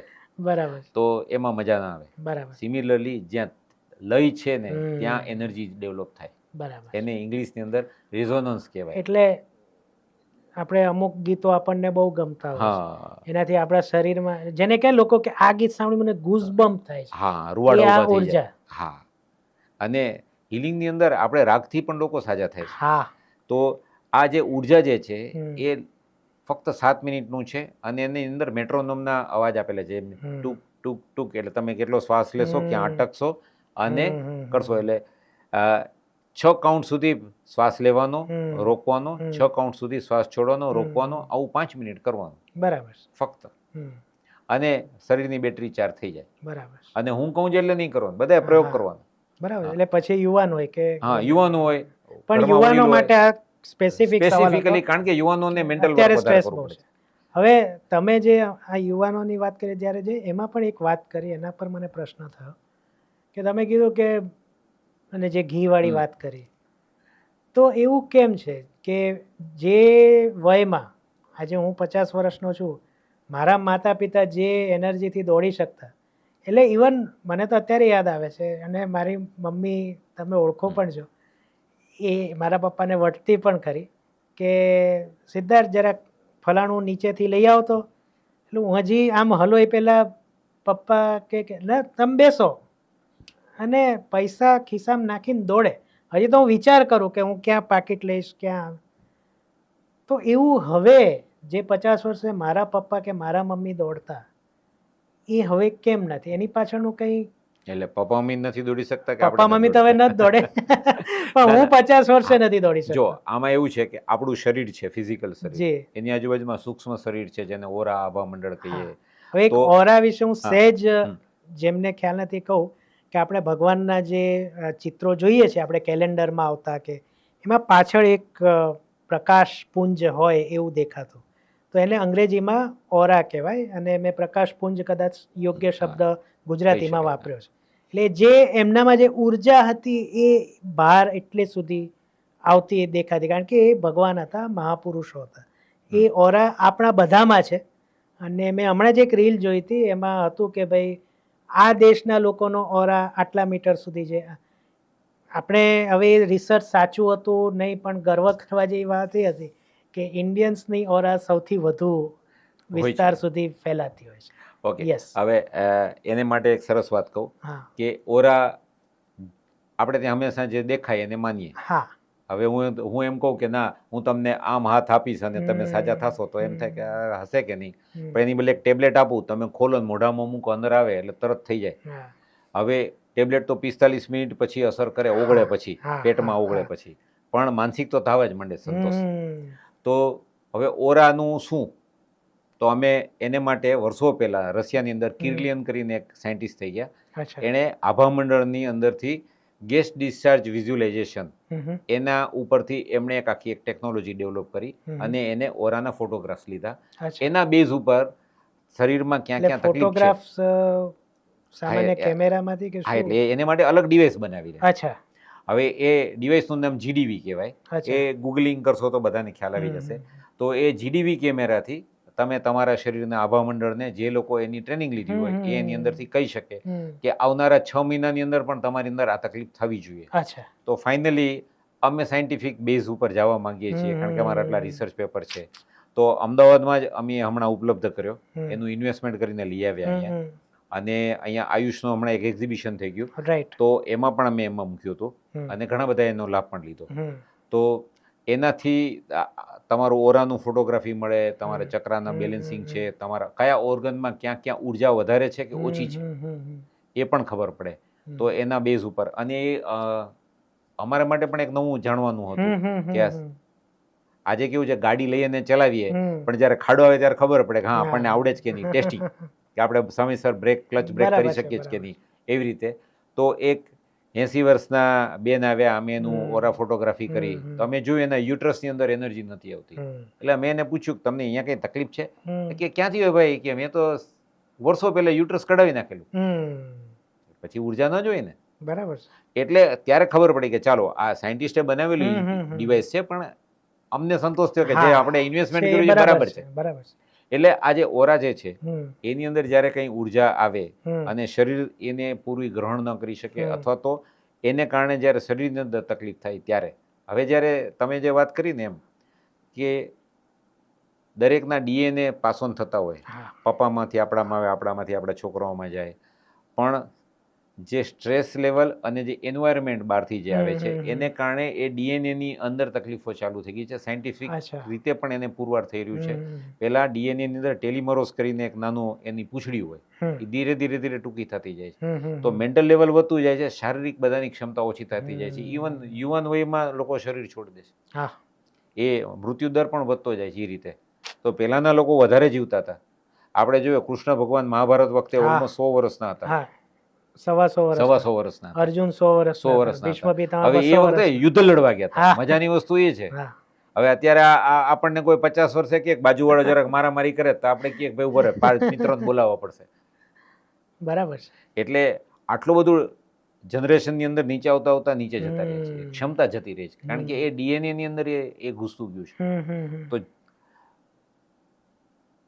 અબ્દુલ કલામે ટ્રાન્સેન્ડન્ટની અંદર લખ્યું છે કે જો તમે રેગ્યુલર મેડિટેશન કરો અને તમારું એન્વાયરમેન્ટમાં બદલાવ આવે તો તમારા ડીએનએની અંદર ચેન્જ આવી શકે છે. બરાબર છે. એટલા માટે આ એપ આપવામાં આવ્યું છે કે એની અંદર એક પ્રાણાયામ છે, એક ક્ષમા સાધના છે, એક મેડિટેશન છે અને એક સુપર બ્રેન આસના છે. હવે આ કોમ્પોનન્ટ્સની જરા વાત કરી લઈએ. પ્રાણાયામની આપણે વાત કરી, ક્ષમા સાધના. તો આપણે શું કામ કોઈને માફ કરવા જોઈએ? એણે જે કર્યું આપણે સામે સંભળાવી દીધું, વાત પતી ગઈ, હિસાબ પૂરો થઈ ગયો, બરાબર. પણ એવું નથી. એક સાદો દાખલો દઉં. તમે જે આ બોમ્બે તો ગયા જ હશો, તો બોમ્બેનો હું દાખલો બધાને આપું, કારણ કે અમદાવાદમાં હું બનતું નથી, કદાચ બીઆરટીએસમાં બનતું હોય ખબર નથી, કારણ કે હું બીઆરટીએસમાં મેં હાર્ડલી ટ્રાવેલ કર્યું છે. પણ તમે બસમાં કે ટ્રેનમાં ચડતા કહો કે તમને કોણીનો ધક્કો મારી દીધો હોય અથવા તો વાગી ગયો હોય, આપણે યાદ રાખીએ, ઉતરતા ટાર્ગેટ કરીને કોણીનો ધક્કો મારીને નીકળે ત્યારે સંતોષ થાય, હાસ આપણું કામ પતી ગયું, બાકી નથી થતું. તો એવા તો આપણે ઘણા બધા હશે કે જેને નાના હોય ત્યારે સ્કૂલમાં કોકે આપણને કીધું હોય, મનમાં ભાર હોય, એ મને સંભળાવીને કેમ ગયો. જ્યાં સુધી આપણે એને રિવર્ટ બેક ન કરીએ ત્યાં સુધી મનમાં હોય, છેલ્લે કાંઈ ન હોય તો આપણે ઉપરવાળાને કે ભગવાન તને જોઈ લેશે, ઉપરવાળાને સોપારી આપી દઈએ, જાણે ભગવાનની પાસે કંઈ કામ જ નથી. તો એને માટેનો એક સરસ છે કે આ એક્સપેરિમેન્ટ હું બધા સાથે કરું, કે કોઈ વ્યક્તિને આપણે પકડી રાખીએ તો એની અંદર શું થાય. જો માની લો કે તમે મને કંઈક સંભળાવ્યું, મેં તમને સંભળાવ્યું, એટલે આ તમે પકડી રાખ્યું મનમાં ને આ મેં પકડી રાખ્યું. હવે શું થશે? તમારી જિંદગી તમારી ચાલે છે, મારી ચાલે છે. હવે આ તો પકડી તો રાખેલું છે ને, મનમાં તો ભાર છે ને, એ શરીર ઉપર ક્યાંક તો ઉતરશે, પણ મનનો જ ભાર ગણી રાખો, પકડી રાખ્યો, આ ચાલે, જિંદગી તો ચાલે જ છે ને, આ દુખે છે, પણ મારો ઈગો છે, મેં એવું કેમ કર્યું, મેં તો બરાબર સાંભળ્યું, એણે મને સાંભળ્યો હતો, તમે એવું વિચારો. આમને આમ જિંદગી ચાલતી રહેશે. પછી શું થશે? એક દિવસ શરીર છોડી દેશું. કર્મના ભોગે એકબીજાને પકડી રાખ્યા છે, એ હિસાબ કિતાબ પૂરો કરો, આવતા ભાવમાં આવશે. હવે મજાની વસ્તુ એ છે કે આ દોરી થઈને અહીં ગમતા નથી, અહીંયા બાજુમાં લઈને બેસવું, કારણ કર્મ ચૂકવવાના જલ્દી. આપણે કર્મમાં નથી માનતા, ચાલો, પણ મનનો ભાર તો છે ને. બરાબર. તો સિમ્પલ છે, ક્ષમા સાધના છે, ખાલી 5 મિનિટની છે, ગુજરાતીમાં 5.5 મિનિટની છે. એ તમે કરો એટલે તમે એનાથી મુક્ત થઈ ગયા. હવે મુક્ત થઈ ગયા એટલે શું થાય? મારા હાથ દુખતા બંધ થઈ ગયા, સામેવાળો એનું જાણે. પણ આપણે પાછા એમાં હોશિયાર છીએ. અમારી પાસે આવે, સાહેબ મેં માફ કર્યા પણ એને તો નથી કર્યા ને. એટલે ભાઈ તમે તમારું જોવો ને. એટલે એના જેવું છે. તમને માફ કરી એટલે આની મજા એ છે. હવે માફ કેવી રીતે કરવાનું? બહુ સરળ છે. જેણે જેણે મને માફ કર્યા હોય, સોરી, જેણે જેણે મને હેરાન કર્યા હોય, એ બધાને આપણે સ્કૂલમાં ગ્રુપ ફોટોની જેમ વિચારવાના સામે, અને એની માફી માંગવાની, અને એને ખૂબ શાંતિ મળે એવા આશીર્વાદ આપવાના. પછી આપણે ઓછા ન હોય ને, એને 2 કીધું તો આપણે 3 સંભળાવીને આવ્યા હોય. એટલે આપણે એવા લોકોને યાદ કરવાના કે જેને આપણા થકી દુઃખ પહોંચ્યું હોય. પણ ઘણીવાર એવું બનતું હોય કે આપણે કોઈને સારા માટે કહ્યું હોય કે ભાઈ તું આવું ન કરતો, આ સારું નથી, પણ એને કીધું મને સંભળાવીને ગયો. હવે એમાં આપણો વાંક નથી, પણ એને પકડી રાખ્યું. એવા લોકો ઓટોમેટિક આવી જાય કે જેને મારાથી દુઃખ થયું હોય ને બધાને હું માફી માંગુ છું, અને એને શાંતિથી ભરી દો. અને સૌથી અઘરું એ છે પોતાની જાતને માફ કરવું. કારણ કે જેમ જેમ માણસ મોટો થતો જાય ને એમ અંદર અંદર ભરાતો જાય. મારી સાથે જ આવું થાય છે. ઘણા તો એવું કે મારા બેડલક એ ખરાબ છે. બેડલક તો એ ખરાબ છે. એટલે પોતાની જાતને કોસે રાખતો હોય. તો પોતાની જાતને માફ કરવું જરૂરી છે. એટલે આટલું કરે ને, પ્રાણાયામ કરે, ફર્ગ્યુનેસ કરે ને, તો પણ એની 25% 30% તો એમને, હું તો એમ કહું 50%, પણ કોન્ઝર્વેટિવ છે તો 25-30%, પણ 50% એની લાઈફ આસાન થઈ જશે. બરાબર. અને અમારી પાસે એના એટલા બધા ટેસ્ટિમોનિયલ છે ફર્ગ્યુનેસ સાધનાના. અમારે એક કારટ યોગીને એના ઘરમાં એક બેન રસોઈ માટે આવતા હતા. એણે એમ કીધું મારા ફઈની સાથે, પરિવાર સાથે અમારા સારા સંબંધ નથી, તો તમે આટલું મેડિટેશન ને બધું કરો છો, કંઈ કહો ને અમને, બ્લેસ કરો એમ. ઓલા કીધું ના, તો હું ફર્ગ્યુનેસ સાધના કર. એને ગમી ગયું. એણે પરિવારે નક્કી કર્યું જમતા પહેલા આપણે એ ફઈની સાથેનો પરિવાર સાથે આપણા પરિવાર દ્વારા ફર્ગ્યુનેસ સાધના કરવી, ક્ષમા સાધના કરવી. રોજ ક્ષમા સાધના કરે. 1 મહિનો થયો, ત્યાં ઓલ ઓફ સડન જમતા હતા, ત્યાં બેલ વાગી, એનો ફઈનો પરિવાર આવ્યો, આ લોકોએ જૂની વાત કાઢી નહીં, ઓલાએ જૂની વાત ના કાઢી, પહેલા જેવું રિલેશન થઈ ગયું. કોઈને એને કીધું નહીં કે અમે તમારી માફી માંગતા હતા, માફી આપતા હતા, કશું જ નહીં, ઓટોમેટિક ગોઠવાઈ ગયું. આવા તો અઢળક છે. હવે આ તમે કીધું, આ ઉદાહરણ જ લઈએ, આ બહુ રસપ્રદ છે અને મારા મનમાં, અને આમાં જરાક એડ કરું, અમારે એક સ્ટુડન્ટ, એ પોતે બહુ લેખક પણ છે, એની સાથે અમે કીધું તો કે ક્ષમા શું કામ કરવી, મારે શું કામ માફ કરવો, મારો વ્યવસાય એવો છે, એ એચઆરમાં છે, એટલે કે મારે ખખડાવવા પડે.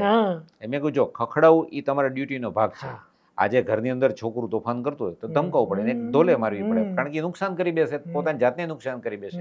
ઇવન કોકને પૈસા દીધા હોય તો તમે કહી દો કે ના તમારે માફ કરવાનો, તો પૈસા ક્યાંથી આવે? ના, તમારા હક માટે લડવાનું, પણ મનથી ક્ષમા કરવાની અને ક્ષમા માગવાની, બંને કરવાનું. હક માટે લડવાની છૂટી છે. તો એના ઉપરથી એણે નાવ આઈ હેવ ફોરગીવ યુ પુસ્તક લખી નાખ્યું, અને મને એણે ઇન્વાઇટ કર્યો કે સાહેબ સમય કાઢીને તમારી પાસે જે કંઈ રિયલ લાઈફ સ્ટોરી છે ને એની આપણે એક બીજી બુક બનાવીએ. બરાબર. આપણે રિયલ લાઈફ સ્ટોરી પર હવે આવીશું, પણ એ પહેલા આમાંથી મને સવાલ મળ્યો. તમે એમના ફઈની પેલી વાત કરી કે એમણે અહીંયા ક્ષમા સાધના કરીને એમના ફઈ ક્યાંક દૂર રહેતા. હા, નેચરલી. તો આ કમ્યુનિકેશન કેવી રીતના થાય છે? કોઈ એવું ઉપર એવી શક્તિ છે, શું છે? સિમ્પલ છે. આજે મેં દોરડું બતાવ્યું ને, આમ બનાવીને રસી, એવી રીતે જ્યારે તમે કોઈ પણ વ્યક્તિ સાથે કાંઈ પણ આપણે કરો છો તો તમે એક ઉર્જાથી બંધાઈ જ જાઓ છો. ઘણીવાર તમારે બધા સાથે એવું બનતું હશે કે તમે કોઈને સ્ટ્રોંગલી યાદ કરતા હો, બરાબર, અને એ વ્યક્તિ આવી જાય અથવા ફોન આવે, બને છે. તો એ કેવી રીતે થયું? બરાબર ને? આપણે બધા એક પૃથ્વીના વાતાવરણથી એકબીજા સાથે જોડાયેલા છીએ જ, અને સાયન્ટિફિકલી ધીરે ધીરે પ્રૂવ એ થઈ રહ્યું છે. એક હેલ્થમેટ કરીને અમેરિકાની એક ઇન્સ્ટિટ્યૂટ છે, એ લોકો હાર્ટ ઉપર બહુ કરે છે, હું એને 2014થી ફોલો કરું છું. એ લોકોએ વચ્ચે એક પ્રોજેક્ટ કર્યો હતો, દરેક ગામમાં એરિયા વાઇઝ ટાવર મૂકવાનો, અને તમારા હાર્ટનું કોશન્ટ બતાવે. એટલે જો એ એરિયામાં બધા સ્ટ્રેસમાં હોય તો ત્યાં લાલ લાઇટ થાય એ બલ્બમાં, એટલે થાંભલામાં, અને બધા ખુશખુશાલ રહેતા હોય ત્યાં એની અંદર ગ્રીન લાઇટ થાય. એટલે તમને ખબર પડે કે આ એરિયામાં મારે રહેવાય કે ન રહેવાય. તો હવે એ તો થાંભલો મૂકવાના છે, એક રેડિયેશન કેપ્ચર કર્યો, તો એને આ વેવ્સ કેવી રીતે પકડે? તો એના ઉપરથી એ લોકો હમણાં નાનું ડિવાઇસ બનાવ્યું છે, એ શરીરમાં 1-2 જગ્યાએ તમારે લગાવવાનું, અને તમને બતાવે તમારું બ્રેઇન અને હાર્ટનો વેવ કેટલા મેચ થાય છે. એટલે આ સાયન્ટિફિકલી પ્રૂવ થયેલું છે કે વેવ્સ એકબીજા તરફ પ્રત્યે જાય. હવે એક સાદી વસ્તુ છે કે તમે નાના છોકરાને રમાડો, ઇવન ટીવીમાં જુઓ, ટીવીનું તો ક્યારેક શૂટ થયેલું હોય ને નાનું છોકરું, પણ આપણા ચહેરાના હાવભાવ બદલાઈ જાય, બરાબર ને? કેવી રીતે બદલાઈ જાય? ક્યાંક વેવ્સ ચાલે છે અને તમને મજા આવી જાય. તમે ક્યાંક રોડ ઉપર જતા હો ને ક્યાંક આમ કર્ણપ્રિય એક સંગીત સંભળાઈ જાય, તમારું મૂડ બદલાઈ જાય. તો એવી જ રીતે જ્યારે તમે સતત કોઈને એકની એક વસ્તુ માટે ભાર લઈને ફરો, એટલે તરત તમે એની પર થઈ જાય. એટલા માટે આપણે ત્યાં મેન્ટલ પાવર ઉપર ઘણું બધું કામ થાય છે. તમે રેગ્યુલરલી એકની એક વસ્તુ અફર્મ કરે રાખો, સતત બોલે રાખો, ઉચ્ચારે રાખો કે ના હું સફળ થઈશ, તમે થાવ, પણ એની અંદર ડાઉટ ન હોવો જોઈએ. હું એમ કહું કે ના હું તો સફળ થઈશ, પણ કદાચ. એટલે એ જે મેં કીધું ને એક બુક મેં, એમાં આવું પણ છે કે તમે બહુ જ ખરાબ પરિસ્થિતિમાં છો, પણ તમે ડિસાઈડ કરી લીધું છે કે ના હું આમાંથી બહાર નીકળીશ. પછી પણ જે તમે પણ કીધું પણ કે હું આમાંથી બહાર નીકળીશ, પછી તમે થોડીક વાર માટે કે હા આ થશે તો એવું નહીં વિચારો, તમે આ જ વિચારે રાખો. એટલે એનાથી જ તમે જે પેલું જે એનર્જી જાતને આપો છો કે ના હું સફળ થઈશ, પણ એટલે એમાં એ વિઘ્ન આવે છે, એટલે એટલો ટાઈમ એ રોકાઈ જાય છે. એટલે તમે પછી નથી થતા કે આ તો પછી કંઈ વેવ્સ કામનું ના નથી. આવે ને હા. તમારા, તો તમે તમારી જાતને શું કે ગૂંચવાડામાં મૂકી હા. રહ્યા છો. એટલે આ પેલા જેવું એવી છે કે વાત મારે અહીંથી બહાર નીકળવું છે સ્ટુડિયોમાં, તો હું અહીંથી જઈશ પણ કદાચ દરવાજો ત્યાં હશે તો ત્યાં હશે તો હું અહીંયા જ ઊભો છું, કારણ કે મને રસ્તો નથી મળી રહ્યો. બરાબર. પણ એની બદલે એક ટ્રાય કરું બરાબર. અને કોન્ફિડન્સથી કરું તો બની શકે. હવે તમે કીધું કે હિલિંગ તમે કરો છો, હવે એમાં 2-3 પેટા પ્રશ્નો એવા આવે છે કે એના માટે હાજરી જરૂરી છે વ્યક્તિની કે નથી, એક એ વસ્તુ. અને જો હાજરીની જરૂરી નથી તો તમે કેવી રીતના એ પ્રોસેસ કરો છો, હાજરી હોય તો શું કરો છો, પહેલા એ કરીએ પછી આપણે આગળના 2 પ્રશ્નો કરીએ. જ્યારે અમે એમ કહીએ કે અડ્યા વગર દવા વગર, હા. કારણ કે આ તો ઉર્જાની આપલે છે, તો જે લોકોને પહેલી વાર અનુભવ લેવો હોય, અથવા તો ઘણાને એવું હોય કે જેમ આપણે નહીં કે ડૉક્ટર ફોન ઉપર પણ સલાહ આપી શકે છે, ફેમિલી ડૉક્ટર હોય તો ખબર હોય, પણ આપણને રૂબરૂમાં ડૉક્ટર ચેક કરે તો મજા આવે. તો ઘણાને એવું હોય છે. આજના જમાનામાં એ છે કે એમેઝોનમાંથી નથી લેતા અને સ્ટોરમાંથી જઈને લેવા જાય છે. તો અમે બધા માટે તૈયાર છીએ. જે લોકો આવી શકતા હોય એ આવે, તો નેચરલી આ ટેબલ જેટલા દૂર બેઠા હોય અને એમના શરીરમાંથી એ રોગગ્રસ્ત ઉર્જા લઈએ, એની આખી એક સ્ટેપ વાઇઝ પ્રોસિજર છે. એ રીતે અમે પૂરું કરીએ અને એને પાછા પૂછતા જઈએ આપલે કમ્ફર્ટેબલ છો શું છે. જે લોકો નથી આવી શકતા, અમદાવાદમાં જુદા જગ્યામાં છે અથવા તો બીજા દેશમાં છે, ભારતના બીજા જગ્યામાં છે, એ લોકોને પણ અમે શરૂ કરતાં પહેલાં મેસેજ કરી દઈએ કે અમે અત્યારે હિલિંગ શરૂ કરીએ છીએ. એ જે કામ કરતા હોય એમાંથી 10-15 મિનિટ એમને એમનો ટાઈમ કાઢવાનો અને એને એમ કહીએ કે ભાઈ તમે ઉર્જા રિસીવ કરવા માટેના સ્વરૂપમાં બેસો. એટલે એમાં કંઈ બૂझ્યું નથી, આપણે કંઈ રિસીવ કરવું શું કરીએ, આપણો હાથ આમ રાખીએ, બસ એવી રીતે બેસવાનું, જીભ તાળીઓ અડાડવાની, શાંતિથી બેસવાનું, લાઇટ મ્યુઝિક સાંભળો એટલે મન પ્રફુલ્લિત રહે. અને એમ વિચારો કે મારી અંદરથી મને સારી ઉર્જા મળી રહી છે, હિલિંગની ઉર્જા મળી રહી છે, બાકીનું કામ અમે કરીએ. અને વચ્ચે પાછું પૂછી લઈએ કે હવે તમને કેવું લાગે છે. જ્યાં બીમારી છે અથવા તો દર્દ છે ત્યાં ખબર પડે. વચ્ચે રોકીશ કે કોઈ વ્યક્તિ વડોદરા છે, અમેરિકા છે, ઓસ્ટ્રેલિયા છે, કેનેડા છે, તો એણે મોબાઈલ દ્વારા રહેવું જોઈએ કે જે અમે ઘણા બધા જે જૂના જે છે એમને ખબર છે કે આ પદ્ધતિ કામ કરે છે, તો અમે એને ટાઈમ સ્લોટ આપી દઈએ કે 1.5 થી 2.5ની વચ્ચે તમારું હિલિંગ થશે. એ પહેલા તમે ફોન કરી દો. નહીં, ડેઈલી 1.5 થી 2.5ની વચ્ચે થશે. તો એ એના કામમાં હોય એમાંથી વચ્ચેના ભાગમાં એટલું વિચારે કે મને ઉર્જા મળી રહી છે, અને એને જો કંઈ ફીડબેક દેવો નહીં 1.5 વાગ્યા પહેલાં કહી દે. સૌથી વધારે અમારે માટે આસાન કેવું હોય કે દુખાવો હોય ને એ જલ્દી ખબર પડે ને, કે આજે મને ઘૂંટણમાં દર્દ છે તો હું આમ પગ હલાવીશ તો મને ખબર પડશે હવે ઓછું થયું કે નહીં. ઘણીવાર કોઈ એમ કે અમારે નીચે બેસવું પડશે તો હું કહું બેસીને જોઈ લો, એમાં જલ્દી ખબર પડે. ડાયાબિટીસ છે કે જેમાં ટેસ્ટ કરાવવાની જરૂર હોય, બ્લડ ટેસ્ટ કરાવવાની જરૂર હોય કે ઇસીજી કરાવવાની જરૂર હોય, એમાં જ્યારે થાય ત્યારે ખબર પડે. તો એ સિમ્ટમ્સમાં થોડો એ લોકોનો ફીડબેક ઓછો આવે, પણ ડેઇલીમાં તો ખબર પડી જાય છે નોર્મલી કે પહેલાં કરતાં મને સારું લાગે છે, હવે વધારે જમી શકું છું, ઊંઘ સારી આવે છે. સૌથી વધારે તો ઊંઘ છે. લોકોની ડિસ્ટર્બ ઊંઘ ક્યારે હોય, જ્યારે સ્ટ્રેસમાં હોય ત્યારે. જ્યારે મન શાંત હોય ત્યારે સરસ સૂઈ જાવ, એક ઊંઘમાં સવાર પડી જાય. તો એવરેજ ઊંઘની ક્વોલિટી કેટલી છે એનાથી ખ્યાલ આવી જાય. તો એ જે છે એનાથી ખ્યાલ આવે ફીડબેકમાં. હવેના જમાનામાં એટલું સારું છે કે આપણે વોટ્સઅપ કોલ કરી શકીએ, વિડીયો કોલ. તો ઘણા લોકો એ પ્રિફર કરતા હોય તો અમે સામે વિડીયો કોલ રાખીએ અને અમે એને હિલિંગ કરીએ અને સામે ફીડબેકની આપલે થઈ શકે. અને જો રૂબરૂમાં હોય કોઈ તો સામે જ હોય ને. એટલે પણ એમાં એને ખાલી બેસવાનું, એને કઈ એને કશું જ નથી કરવું, કશું જ નહીં, કશું મંત્રોચ્ચાર. હા, અમે ઉર્જા માટે એમને જે મેં સજેસ્ટ કર્યું એ ફર્ગ્યુનસ સાધના છે કે પ્રાણાયામ છે, રિધમિક યોગિક બ્રિધિંગ અમે એને કહીએ છીએ, એ લયબદ્ધ શ્વસન પ્રક્રિયા, એવું 1-2 અમે કરવાનું કહીએ, કારણ કે હિલિંગ 10-15 મિનિટ ચાલે ત્યાં સુધી પોતે કરે તો એને પણ નવી ઉર્જા મળે અને માઇન્ડ પણ એનું ત્યાં શાંત થતું જાય ધીરે ધીરે. એ કમ્પલસરી નથી, કારણ કે ઘણીવાર શું થાય છે અમારી પાસે કે આઈસીયુમાં પેશન્ટ હોય અને એના સગાવાલા લઈને આવે કેસ. તો આઈસીયુમાં તો આવું બધું કંઈ થવાનું નથી કે પ્રાણાયામ કરો ને ફર્ગ્યુનસ કરો ને કશું નથી થવાનું. તો અમે અમારી રીતે ઉર્જા કરીએ, એને તો ખબર નથી હોતી કે એનું હિલિંગ ચાલે છે અને તો પણ સાજા થઈ જાય છે. હવે તમે આટલું કીધું કે આ રીતના સાજા થાય છે, તો 2 ઉદાહરણ તમે મને આપો. એકમાં રોગ બહુ ગંભીર ન હોય અને વ્યક્તિને તરત અસર થઈ હોય, અને બીજો કોઈ એવો તમારો અનુભવ કે જેમાં બહુ અસાધ્ય ગણાતો રોગ પણ સાજો થઈ ગયો હોય. એટલે એમાં એવું હોય કે પહેલા રિપોર્ટ્સ આવા હોય ને પછી તમારી હિલિંગથી પછી આવો રિપોર્ટ આવ્યો. ડન, બંનેના ઘણા બધા છે એટલે થોડું વિચારવું પડે, પણ ક્વિક જે યાદ આવ્યું એ હા, તમે એનું યાદ healing- કરો તેમાં હું એક ઉદાહરણ આપી દઉં. હા. હમણાં થોડા સમય પહેલા ડૉક્ટર પાર્થ માંકડ આવ્યા હતા. હમ. એ હોમિયોપેથીના એક્સપર્ટ છે, હા, એટલે હા, હા, ડૉક્ટર છે. એમણે કહ્યું હતું કે એક વ્યક્તિ હતો, છોકરો હતો, એને પોતાની બહેનના કે એના મેરેજમાં જવાનું હતું. જવાના આગલા દિવસે જ એને પેટમાં અસહ્ય દુખાવો થયો ઓહ, અને એણે સોનોગ્રાફી વગેરે કરી તો કે ભાઈ તને તો એપેન્ડિક્સ છે અને કાપવું પડશે. એટલે કે ભાઈ હું અહીંયા એકલો ભણું છું તો હું ક્યાંથી કરી સ્વાભાવિક શકું? છે. એટલે કે સારું તો તું કે હું ભાઈને તો બોલાવી લો, પણ દુખાવો એવો રહ્યો કે એને આમ સહન નથી. એટલે તમે કીધું ગૂગલ છે, નસીબ જો કે એણે એને ગૂગલ કર્યું અને પાર્થભાઈનો નંબર મળ્યો તો એ પહોંચી ગયો.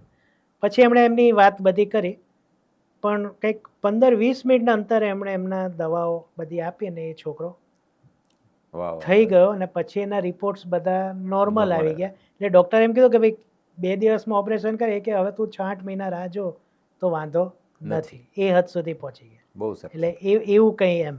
સરસ. હવે ફેમિલીનો જ કિસ્સો યાદ આવ્યો મને. એ મેં નહીં, મારા વાઈફે લિંક કરેલું. હા હા. મારા માસીની દીકરી રાજકોટમાં છે. હમ એને બંને નીની અંદર હમ ઘૂંટણની અંદર ઘસારો આવી ગયો હમ અને ડૉક્ટરે કીધું ઓપરેશન કરવું પડશે. હમ હવે સ્થિતિ આવી ગઈ, એને ઓપરેશન કરાવવું નહોતું મારાથી, કારણ કે હું બધાને કહું ક્ષમા સાધના કરો, એક્સરસાઇઝ કરો, ખાવામાં ધ્યાન રાખો, શરીરનું વજન ઉતારો. એટલે મારી સાથે વાત કરતાં ડરે. એટલે નેચરલી ભાભીને ફોન કર્યો કે મારું આવું સ્થિતિ છે ને, હું ઉઠું છું આંખમાં પાણી આવી જાય છે, હવે શું કરવું?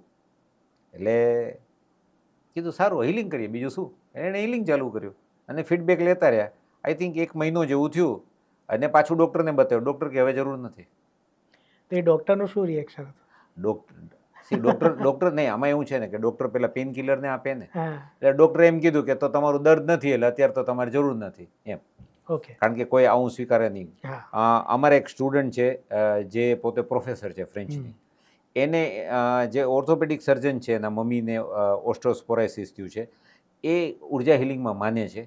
એને હમણાં એને પોતાને સતત પ્રોફેસર તરીકે ઊભા રહેવાનું હોય એટલે એને નીમાં દુખાવો થયો એટલે એને કહી દીધું તમે તમારી બિંદાસ કોઈ દવા ન લેતા, તમે જે કરો ને હિલિંગ પદ્ધતિ કરો. ઘણા ડૉક્ટર માને છે તો એ લોકો સ્વીકારે છે અને એ લખીએ દે કે આ ભાઈ હિલિંગ પદ્ધતિ ત્યાં સારું થયું, એવું છે. અને બીજો હવે અઘરો કિસ્સો, અસાધ્ય અથવા તો અઘરો કિસ્સો. અમે 1 વર્ષ માટે આશ્રમ ગયા હતા. અમારા એ નિયરેસ્ટ એરપોર્ટ અને એ રેલવે સ્ટેશન ગણો તો બેંગ્લોરથી 2.5 કલાક દૂર તામિલનાડુમાં થલ્લી કરીને ગામ છે, ત્યાં છે. 12 એકરમાં ફેલાયેલો આશ્રમ છે. આમ ગણો તો આપણને આશ્રમમાં એવું લાગે કે આશ્રમ હોય એટલે બધા ભગવા કપડાવાળા ને એવા હશે, પણ એવું નથી. આપણા જેવા હોય ત્યાં તો ચડામે ફરે છે, એટલે બરમુડામાં ફરતા હોય છે છોકરાઓ. પણ 1 લેવલ સુધી ભણ્યા હોય અને કોર્સ હોય ત્યારે જ આવવાનું, not walk in entry allowed, એવું છે. કોઈ સીધો આંટો મારવા આવ્યો એવું અલાઉડ નથી. ટૂંકમાં ત્યાં બેસીને સાધના કરો, જ્યારે કોર્સ હોય ત્યારે આવો, એવું છે. ત્યાં 1 વર્ષનો પ્રોગ્રામમાં PhD જેવો પ્રોગ્રામ હતો અને સિલેક્ટેડ લોકોને જ બોલાવવામાં આવે. હવે એ બંધ થઈ ગયો, એની લિમિટેડ બેચીસ હતી. એમાં હું ને મારા વાઈફ બંને ગયા હતા.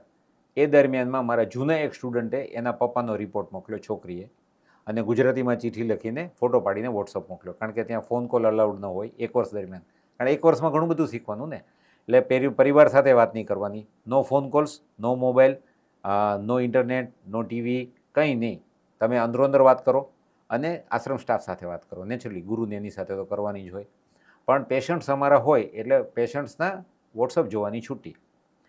એના પપ્પાને પેન્ક્રિયાટિક પ્રોબ્લેમ થયેલો અને પેન્ક્રિયસની અંદર એટલું સ્વેલિંગ થઈ ગયું હતું, ડૉક્ટરે કીધું આને ઉડાડી દઈએ. એટલે મેં એને એટલું કીધું કે જો તું હિલિંગ કરવા માગતી હોય તો ડૉક્ટરને પૂછ કેટલો સમય છે. ડૉક્ટરે કીધું 1 વીક. 1 વીક છે ને, તો તું એને કહી દે 1 વીક તમે રાખો, કોઈ પ્રોબ્લેમ નથી. ડૉક્ટરે તો પ્રેશર કરે જ કે ભાઈ તમે કારણ કે ડૉક્ટરને એમ હોય પેશન્ટની જિંદગી બચે, આને ઉડાડી દઈએ. એટલે 1 વીકની પરમિશન મળી. પછી ડૉક્ટરે કીધું 2 વીક છે, પછી થયું 1 મહિનો છે. આ યાત્રા દરમિયાન અમારું હિલિંગ ચાલુ હતું, દવા તો એ જ હતી, હોસ્પિટલમાં એ જ હતા. એને લીવર ઉપર સ્વેલિંગ થયું, તાવ આવ્યો, પેટની અંદર પાણીના પરપોટા જેવી બબલ્સ થયા અને એની વોટર સિસ્ટ કીધી. આ બધાની અંદર એક જ આવે કે આ બધું જ પેન્ક્રિયાસના કારણે થાય ને ઉડાડો. મેં કીધું તું એમ જ કે સેકન્ડ ઓપિનિયન લ્યો, ગમે તે કરો, કરીને આને ટાઈમ કાઢો. 2 મહિનામાં એ ભાઈ 100% સાજા થઈ ગયા. અમે તો 1 વર્ષ માટે આશ્રમમાં હતા ને, એટલે મેં એ ભાઈને જોયા નથી, એના રિપોર્ટ જ જોયા છે. મેં આજ દિન સુધી ઇવન પાછો આવી ગયા ને વર્ષો થઈ ગયા, એટલે અમે 2018માં પછી આવ્યા, ત્યારે આટલા વર્ષ થઈ ગયા. એના દીકરીના લગ્નની કંકોત્રી આવી, પણ અમે ત્યારે પાછા આશ્રમ જવાના હતા, અમે એટેન્ડ ન કરી શક્યા. એ આવીને મને મળી ગઈ છોકરી, એના પપ્પાને મેં હજી સુધી નથી જોયા, અને બહુ સરસ પરફોર્મ કરે છે. એ લોકો ડીસાના છે, એ પોટેટો બિઝનેસમાં છે, બહુ સારું કામ કરે છે. આ બધી ન્યૂઝ છે, પણ એ આમાંથી ટોટલ બહાર આવી ગઈ. બાકી ડૉક્ટર દર વખતે એનો એક જ મેસેજ આવે, સાહેબ કંઈક કરો. ડૉક્ટર એમ કહે છે કે હવે પેન્ક્રિયાસ કાઢવું જ પડશે. મેં કહું પણ પહેલાં કરતાં સારું છે ને, તો એમ કહો કે હવે સારું છે તો થોડી રાહ જુઓ, થોડી રાહ જુઓ, અને હિલિંગ એનું કામ કરે જ છે અને નીકળી જાય.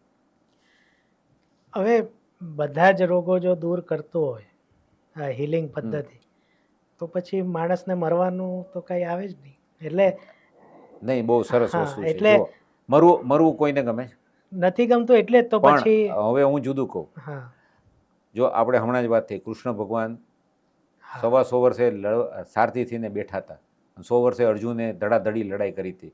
હવે જ્યારે અર્જુન 100ના હોય તો એના ભાઈઓ એનાથી મોટા જ હોય, તો એ બધા દિલથી લડ્યા હતા, અને બધા આયુધો સાથે, જેમ આપણે મહાભારત સિરિયલમાં જોઈએ છે. તો એની શક્તિ એટલી હતી, બરાબર ને? તો આપણી શક્તિ સારી હોય તો આપણે 150 વર્ષ જીવીએ, વાંધો શું છે? એનો વાંધો નથી, બરાબર ને? પણ હવે બીજી વાત છે, કોઈ દરેકના સેલનું આયુષ્ય ધીરે ધીરે ઘટતું જાય. જ્યાં હમણાં વાત થઈ, ડીએનએની અંદર ડિટોરિએશન થતું જાય, એમ શરીર તો જવાનું જ છે.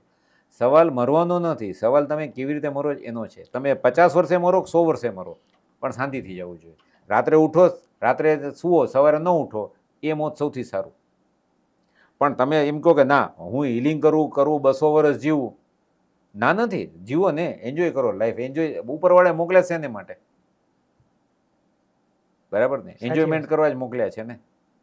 એટલે પેલો આનંદનો ફેમસ ડાયલોગ છે ને કે જિંદગી લંબી નહીં બડી હોની चाहिए. અને હું તો બધાને એમ કહું, જ્યારે તમે ઉપર જશો ને તે દિવસે એક પ્રશ્ન તો પૂછશે, આમ તો 2 પ્રશ્ન પૂછશે, કે જીવનમાં તમે આનંદ કર્યો, નિર્મળ આનંદ? હા, તો કે વેલકમ. પછી બીજો કે ઊભો રહે, ભાઈ બીજો પ્રશ્ન, તે બીજાને અનકન્ડિશનલ હેપીનેસ આપી હતી? તો તું અંદર આવ, બાકી તારે માટે હજી કાપવાનું બાકી છે, જા નીચે. બરાબર. હવે આ જે નવી પદ્ધતિ હોય અથવા તો બહુ ઓછી સંભળાયેલી હોય, હજી આઈ બિલીવ કે એટલો બધો પ્રસાર, તો એવું કહે છે કે આ બહુ મોંઘું હોય. હું શીખવાની વાત નથી કરતો, કોઈને સાજું થવું હોય. ના, હું બંનેનું શીખવાનું ને બંનેનું કહી દઉં. આમાં એવું છે કે આપણે ત્યાં કર્મમાં માનીએ છીએ, એટલે અમે એને એનર્જી એક્સચેન્જ કહીએ છીએ. આજે કોઈ પણ પ્રોફેશનની અંદર કોઈ પણ વ્યક્તિ સમય આપે, બરાબર ને, તો તમારો તો શોખ છે એટલે તમે અમારા જેવાને બોલાવીને લોકો સુધી પહોંચાડો છો ફ્રીમાં. પણ બધાનું એવું નથી હોતું, સમયની એક કિંમત છે, બરાબર છે ને? તો આજે એક હીલર પોતાનો જે કંઈ નિચોડ છે એ અનુભવનો નિચોડ આપીને તમને જલ્દી સાજા કરવાનો અભિગમ રાખે. કારણ કે અનફોર્ચ્યુનેટલી, મારે અનફોર્ચ્યુનેટલી બોલવું પડે છે કે આપણે મેડિકલ પ્રોફેશનને બહુ નોબલ પ્રોફેશન માનીએ છીએ. આપણે ત્યાં એવું, જેટલું ડૉક્ટર ભણે છે અને ખર્ચો કરે છે એટલા જ કદાચ એન્જિનિયર કરે છે, પણ આપણા ઘરે એન્જિનિયર આવશે તો એની બેગ નહીં ઉંચકીએ, ડૉક્ટર આવે તો એની બેગ ઊંચકી લઈએ. એમાં મૂવીમાં બતાવે છે, ડૉક્ટર સાહેબ આવે પહેલાં બેગ ઊંચકી લેવાની. તો આટલું આપણે એને નોબલ પ્રોફેશન બતાવીએ છીએ, કારણ કે એ આપણું જીવન બચાવે છે. એવું નથી કે ડેમ બનાવતા એન્જિનિયરો જીવન નથી બચાવતા, ડેમ તૂટી જાય તો આખું મોરબી જેવું થઈ જાય, તણાઈ જાય.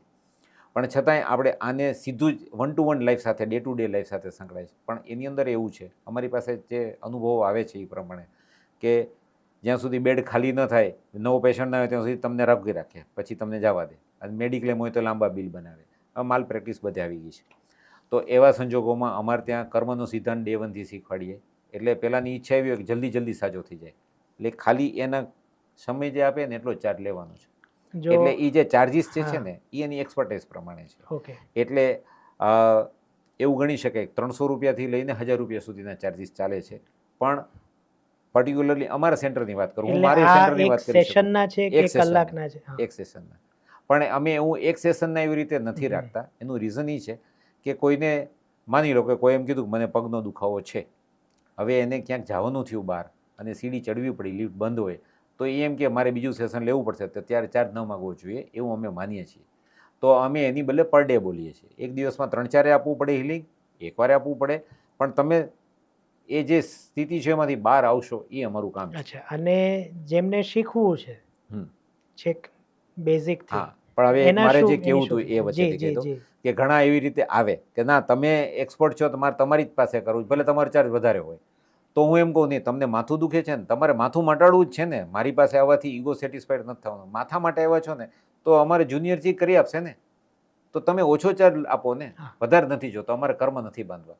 ઘણાને ખોટું લાગી જાય છે. એક ભાઈએ તો મને બ્લોક કરી દીધેલો કે હું પૈસા આપવા તૈયાર છું, તમે કેમ નથી કરતા. બહુ મોટો વેપારી છે, બ્લોક કરી દીધો મોબાઈલમાં. એટલે એવું બને. આપણે પેલી ક્ષમા હા, એ એટલે કરી દેવા. આપણે તો ક્ષમા, આપણે એમાં જ માન્ય છીએ, કોઈ ખોટા ભેગા નહીં કરવા કર્મો. ઓકે, શીખવા માટેના ચાર્જીસ. પેલું લેવલ જે છે એ 2 દિવસનું છે. અમારો ફૂલ ડેનો હોય છે, 9:30 થી 6.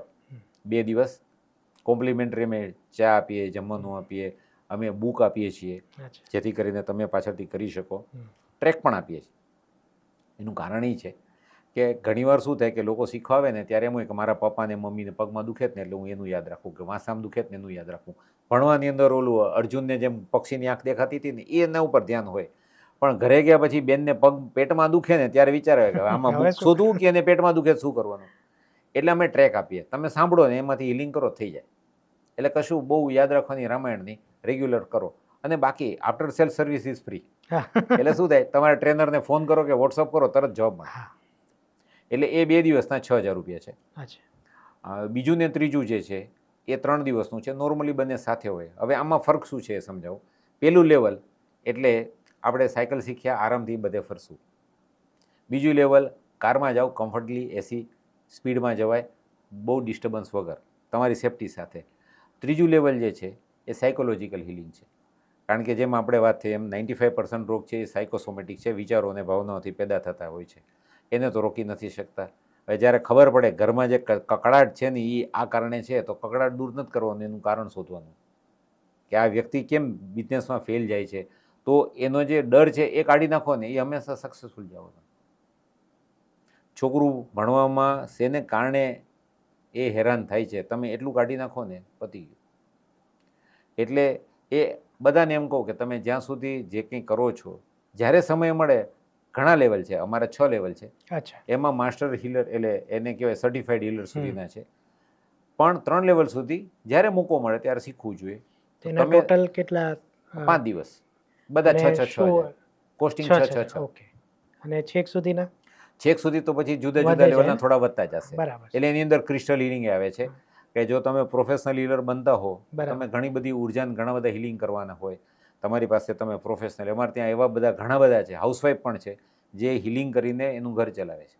બોમ્બેમાં અમારે એક છે બેન, એના પતિને બ્રેનની અંદર પ્રોબ્લેમ થઈ ગયેલો. તો એ બિચારા બહુ કામ, શું કહેવાય, એને મગજ પર લોડ આવે એવા કામ નથી કરી શકતા. તો એ એના વાઈફને રસોડામાં એમાં મદદ કરે. આ બેને હિલિંગથી અને પછી પાછળથી ટ્રેનર પણ થયા. અને એનાથી એના ઘરની અંદર એકે એવી વસ્તુ ન હોય કે જે સારા ઘરમાં ન હોય. ટીવી, ફ્રીજ, ગીઝરથી લઈને એવરીથિંગ, કેબલ ટીવી, મોબાઈલ, બધું જ. અને એની છોકરીને ભણાવી, છોકરાને કેનેડા મોકલ્યો, એના લગ્ન કર્યા, બધું હિલિંગથી કર્યું. અને સંપૂર્ણ કોર્સ તમે એકસાથે કરવાની સલાહ આપો છો કે વન બાય વન? 3 લેવલ આમાં કોઈ પરીક્ષા હોય છે? ના, પરીક્ષા હોય, પણ એ પરીક્ષા તમારી થોડી જુદી હોય છે. 3 લેવલ સુધીનું કરી શકાય, કારણ કે આપણે સાયકલ શીખ્યા બીજે દિવસે તમે સ્કૂટર ચલાવી શકો છો. એવી રીતે તરત કન્ટિન્યુઅસ કરી શકો. નોર્મલી કન્ટિન્યુઅસ નથી હોતા, કારણ કે ટ્રેનરના શિડ્યુલ પ્રમાણે લેતા હોય. મહિનામાં એકવાર કોર્સ હોય, તો એ રીતે તમે એમાં એનરોલ કરાવી શકો છો. 5મા લેવલ પછી જે 2 જે પ્રોફેશનલ હીલરના લેવલ્સ છે, એની અંદર નોર્મલી કેવું હોય, કોઈ પણ કોર્સમાં જઈએ એટલે સર્ટિફિકેટ ઓફ પાર્ટિસિપેશન મળી જાય. પણ આની અંદર અમે પ્રોફિશિયન્સી સર્ટિફિકેટ આપીએ છીએ. એનો મતલબ એમ કે અમારી સંસ્થા એની શું કહેવાય, એને લખીને આપે છે કે યુ આર પ્રોફિશિયન્ટ હીલર. તો એને માટે ક્ષમતાવાળા, તો તમે એની નિપુણતા. હમણાં હું અમારે લેક્ચર મારે એક જગ્યાએ દેવાનું હતું, ત્યાં હિન્દીમાં કહેવાનું હતું, એટલે અમે શોધ્યું કે ભાઈ પ્રોફિશિયન્સીનું હિન્દી શું, કે નિપુણતા. ઓકે, સરસ, નિપુણતા એટલે ક્ષમતા, સરસ શબ્દ આપ્યો તમે પણ. તો એને માટે તમે જે સારા હિલિંગ કર્યા હોય, માથું દુખતું હોય, શરદીવાળા તો કોઈ પણ કરી શકે, હિલિંગ શીખ્યો હોય તરત થઈ જ જવું જોઈએ. પણ અમે એમ વિચારીએ કે તમે જ્યારે નિપુણતા માટે કે ક્ષમતા બતાવો છો તો સારા હિલિંગ હોવા જોઈએ. તો એવા કેસીસ આપવાના, એના પછી અમે ઇન્ટરવ્યૂ લઈએ, અને એના પછી એને એક સર્ટિફિકેટ મળે. That is A sort of exam. હવે આપણે આ પોડકાસ્ટના અંત પહેલાં, એટલે તમે કીધું ને કે વિના મૂલ્યે, તો હું થોડુંક મૂલ્ય લઈ લઉં. હા હા હા જે ડેફિનેટલી. કોઈ પણ આ પોડકાસ્ટ જોવે છે એમને બે એવી કોઈ સરળ રીત જે ઘરે બેઠા કરી શકે કે તન અને મનની પોતાના માટે સુખાકારી આવે અને પરિવારજનો માટે પણ, કે રોજ આવું કરે તો એટલે એનો દિવસ પણ સારો જાય, પરિવારનો પણ સારો જાય. ટૂંકમાં ઓવરઓલ આટલું કરે તો વાંધો ના આવે. ઓકે, જે મેં કહ્યું હતું એ જ પોઈન્ટ ઉપર પાછો છે. વાયપીવી સાધના એપ, હા બરાબર, એ મોબાઈલમાંથી આપણે વગાડશું એટલે લોકોને ખ્યાલ આવે. એટલે એની હું લિંક પણ નીચે આપી દઈશ. હવે જો એનું એક સરસ મજાનું છે. અત્યારે તમે સૌ આંખ બંધ કરો, મનમાં વિચારો, અથવા તો મનમાં કાંઈ વિચાર કર્યા વગર એમને બેસો આંખ બંધ કરીને. તમારું મન કેટલું વિચલિત છે તરત ખબર પડી જશે. અને આપણે બે વસ્તુ કરશું, એના પછી તમારું મનની અને તમારી ઉર્જાની સ્થિતિ કેટલી છે એટલું જ જોવાનું. આ સીધું જ પ્રમાણ. તો આપણે એક નાનું સૂનું પ્રાણાયામ કરશું, ખાલી 5 જ મિનિટનું છે. આપણે એમાં એવું હોય તો અડધું કરશું, એટલે આપણને ખ્યાલ આવે, પ્રોસેસ સમજાઈ જશે. હવે એ કરીએ ને એ દિવસમાં તમે બને તો 2 થી 3 વાર કરો. ઘણીવાર શું છે કે એમાં કાંઈ નથી કરવાનું, સીધા બેસવાનું છે, ટટાર બેસવાનું છે, જીભ તાળવે અડાડવાની છે. આપણને આદત ન હોય તો છૂટી જાય તો પાછી લગાડી દેવાની. પેટથી શ્વાસ લેવાનો છે અને પેટથી શ્વાસ છોડવાનો છે.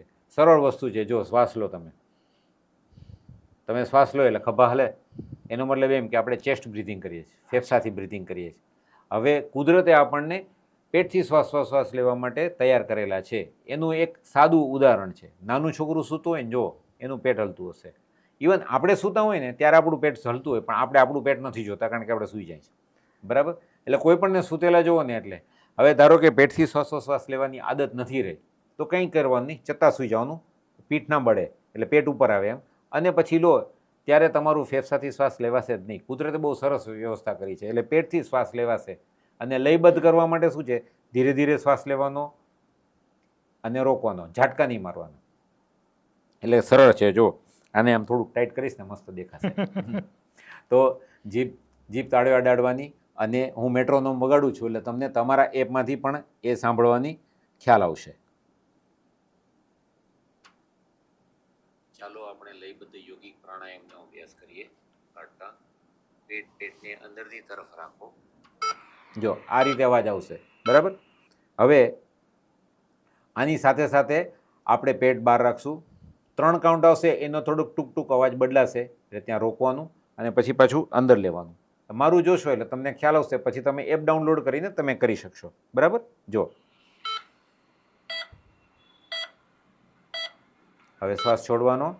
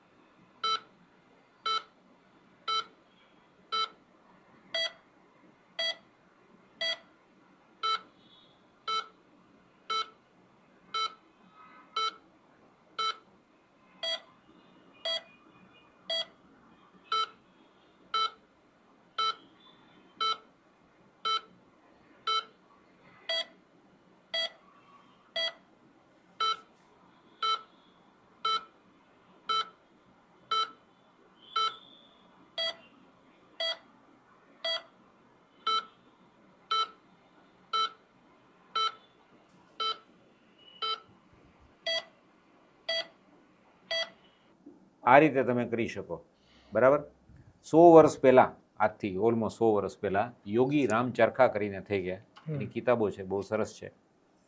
એમણે એમ કહ્યું હતું કે જો એક પેઢી આ રીતે સાચો શ્વાસોશ્વાસ લેતા થાય તો આગળ આવતીવાળી અનેક પેઢીઓની અંદરથી કોઈ રોગી નહીં બને. હવે આ પેટથી શ્વાસોશ્વાસ કરવાનું એક સિક્રેટ બીજું પણ સાથે સાથે છે. આપણે પેટની અંદર જે કંઈ આપણને સરસ મજાની ગોઠવણ દીધી, ખોલીને જોતા નથી, પણ નાનું આંતરડું, મોટું આંતરડું, આવું બધું કંઈક કહે છે, એટલે પેટનો મસાલો ટૂંકમાં. તો એને આપણે કોઈ દિવસ એક્સરસાઇઝ નથી આપતા. હવે આ જ્યારે તમે કરો ને ત્યારે એને પણ અંદરથી એક્સરસાઇઝ મળે, તો આ ટમી જે છે ને એ આપણો પટારો થોડો ઓછો થવા માંડે. બરાબર, એ તરત એની સાઈડ અસર છે. એટલે આ કરવાથી શરીરની ઉર્જા, શરીરની અંદર ઉર્જા આખા શરીરમાં ફેલાય. બીજું એ છે, આપણું જે ફેફસું છે ને એ આપણે 20% જ વાપરીએ છીએ. એમાં પોલ્યુશન મળે, એમાં એસીની બંધ હવામાં બેઠા હોય, એટલે આપણા શરીરની અંદર સાચું ઓક્સિજન તો ફરતો જ નથી. જ્યારે આપણે આમ કરીએ, પેટ્સ બહાર લઈએ એટલે શું થાય, અહીંયા ઉદરપટલ હોય જેને ડાયાફાર્મ કહે, એ આખો નીચે જાય. નીચે જાય એટલે ફેફસું આખે આખું ફૂલે. હવે ફેફસું છે એ કાગળથી પતલું હોય આમ તો, બરાબર. હવે એની અંદર આપણે ફેફસાથી હું ટ્રાય કરીશ તો નહીં થાય, કારણ કે અમને વર્ષોથી આદત પડી ગઈ. પણ ફેફડા ફાડીને કરીએ તો ફેફસાની હાલત શું થાય? આ સ્મૂથલી થશે ને, તમારો ડાયાફાર્મ નીચે જાય એટલે આખું ફેફસું પોળું થાય, એટલે ઓક્સિજન પૂરેપૂરો આવે. પેટ અંદર નાખો એટલે ઉદરપટલ ઉપર જાય અને ફેફસું ઓટોમેટિક દબાય એટલે ટોક્સિક ગેસીસ બહાર નીકળી જાય. એટલે વપરાયેલા ઝેરી ગેસ જે કંઈ હોય કાર્બન ડાયોક્સાઇડ બહાર. એટલે આ તમે કીધું કે દિવસમાં 3 વાર 2 થી 3 વાર કરવું જોઈએ, તો એનો કોઈ ફિક્સ ટાઈમ કે તમને જ્યારે કોઈ ટાઈમ નહીં, પણ આઈડિયલી ગણવું હોય ને તો ઉઠો ને સવારે એટલે સૌથી પહેલા આ કરવું, મોબાઈલ જોતા પહેલા. હા. અને મારું તો એક ઓબ્ઝર્વેશન છે, લોકો મોબાઈલ શું કામ જોવે સવારે ઉઠીને? આમ તો વાતાવરણ સરસ હોય ને તો પોતાની અંદર જોવું જોઈએ કે કેવી સરસ ઊંઘ આવી, મને કેવું સપનું આવ્યું. ના, અંદર જોતા ડર લાગે, કારણ ઝૂ ભરેલું છે અંદર. આણે મારી યાર આવું કર્યું, આણે આવું કર્યું, મારો બોસ યાદ આવશે, આનું કામ બાકી છે. એટલે એના કરતાં આર્ટિફિશિયલ દુનિયામાં ઘૂસી જાવ મોબાઈલમાં. ખરેખર અંદર જોવું જોઈએ. આપણે પહેલાં કહેતા હાથને જોવાનું કરાગે વસ્તે લક્ષ્મી, એમને એમ નથી કહેતા. તમને યાદ આવે આમ જોવો ને એટલે ઓ આટલા કામ બાકી છે, મન દોડો અમને સારી જગ્યાએ, કા ભગવાનને યાદ કરો. તો પહેલાં પ્રાણાયામ કરો અને સૂતી વખતે પ્રાણાયામ કરવું અને વડીલોને ખાસ સમજાવવું. જો એક બહુ સરસ વસ્તુ છે, તમે જુઓ મોટાભાગના વડીલો છે ને રાત્રે શરીર છોડી દે. શું કામ? વાતાવરણમાં જે ઉર્જા હોય ને એ રાત્રે ઓછી હોય, એટલે એ લોકોને પ્રાણવાયુ ઓછો મળે. આપણે જો પ્રાણવાયુ કહીએ છીએ, આપણે વાયુ નથી બોલતા, એમાં પ્રાણ છે.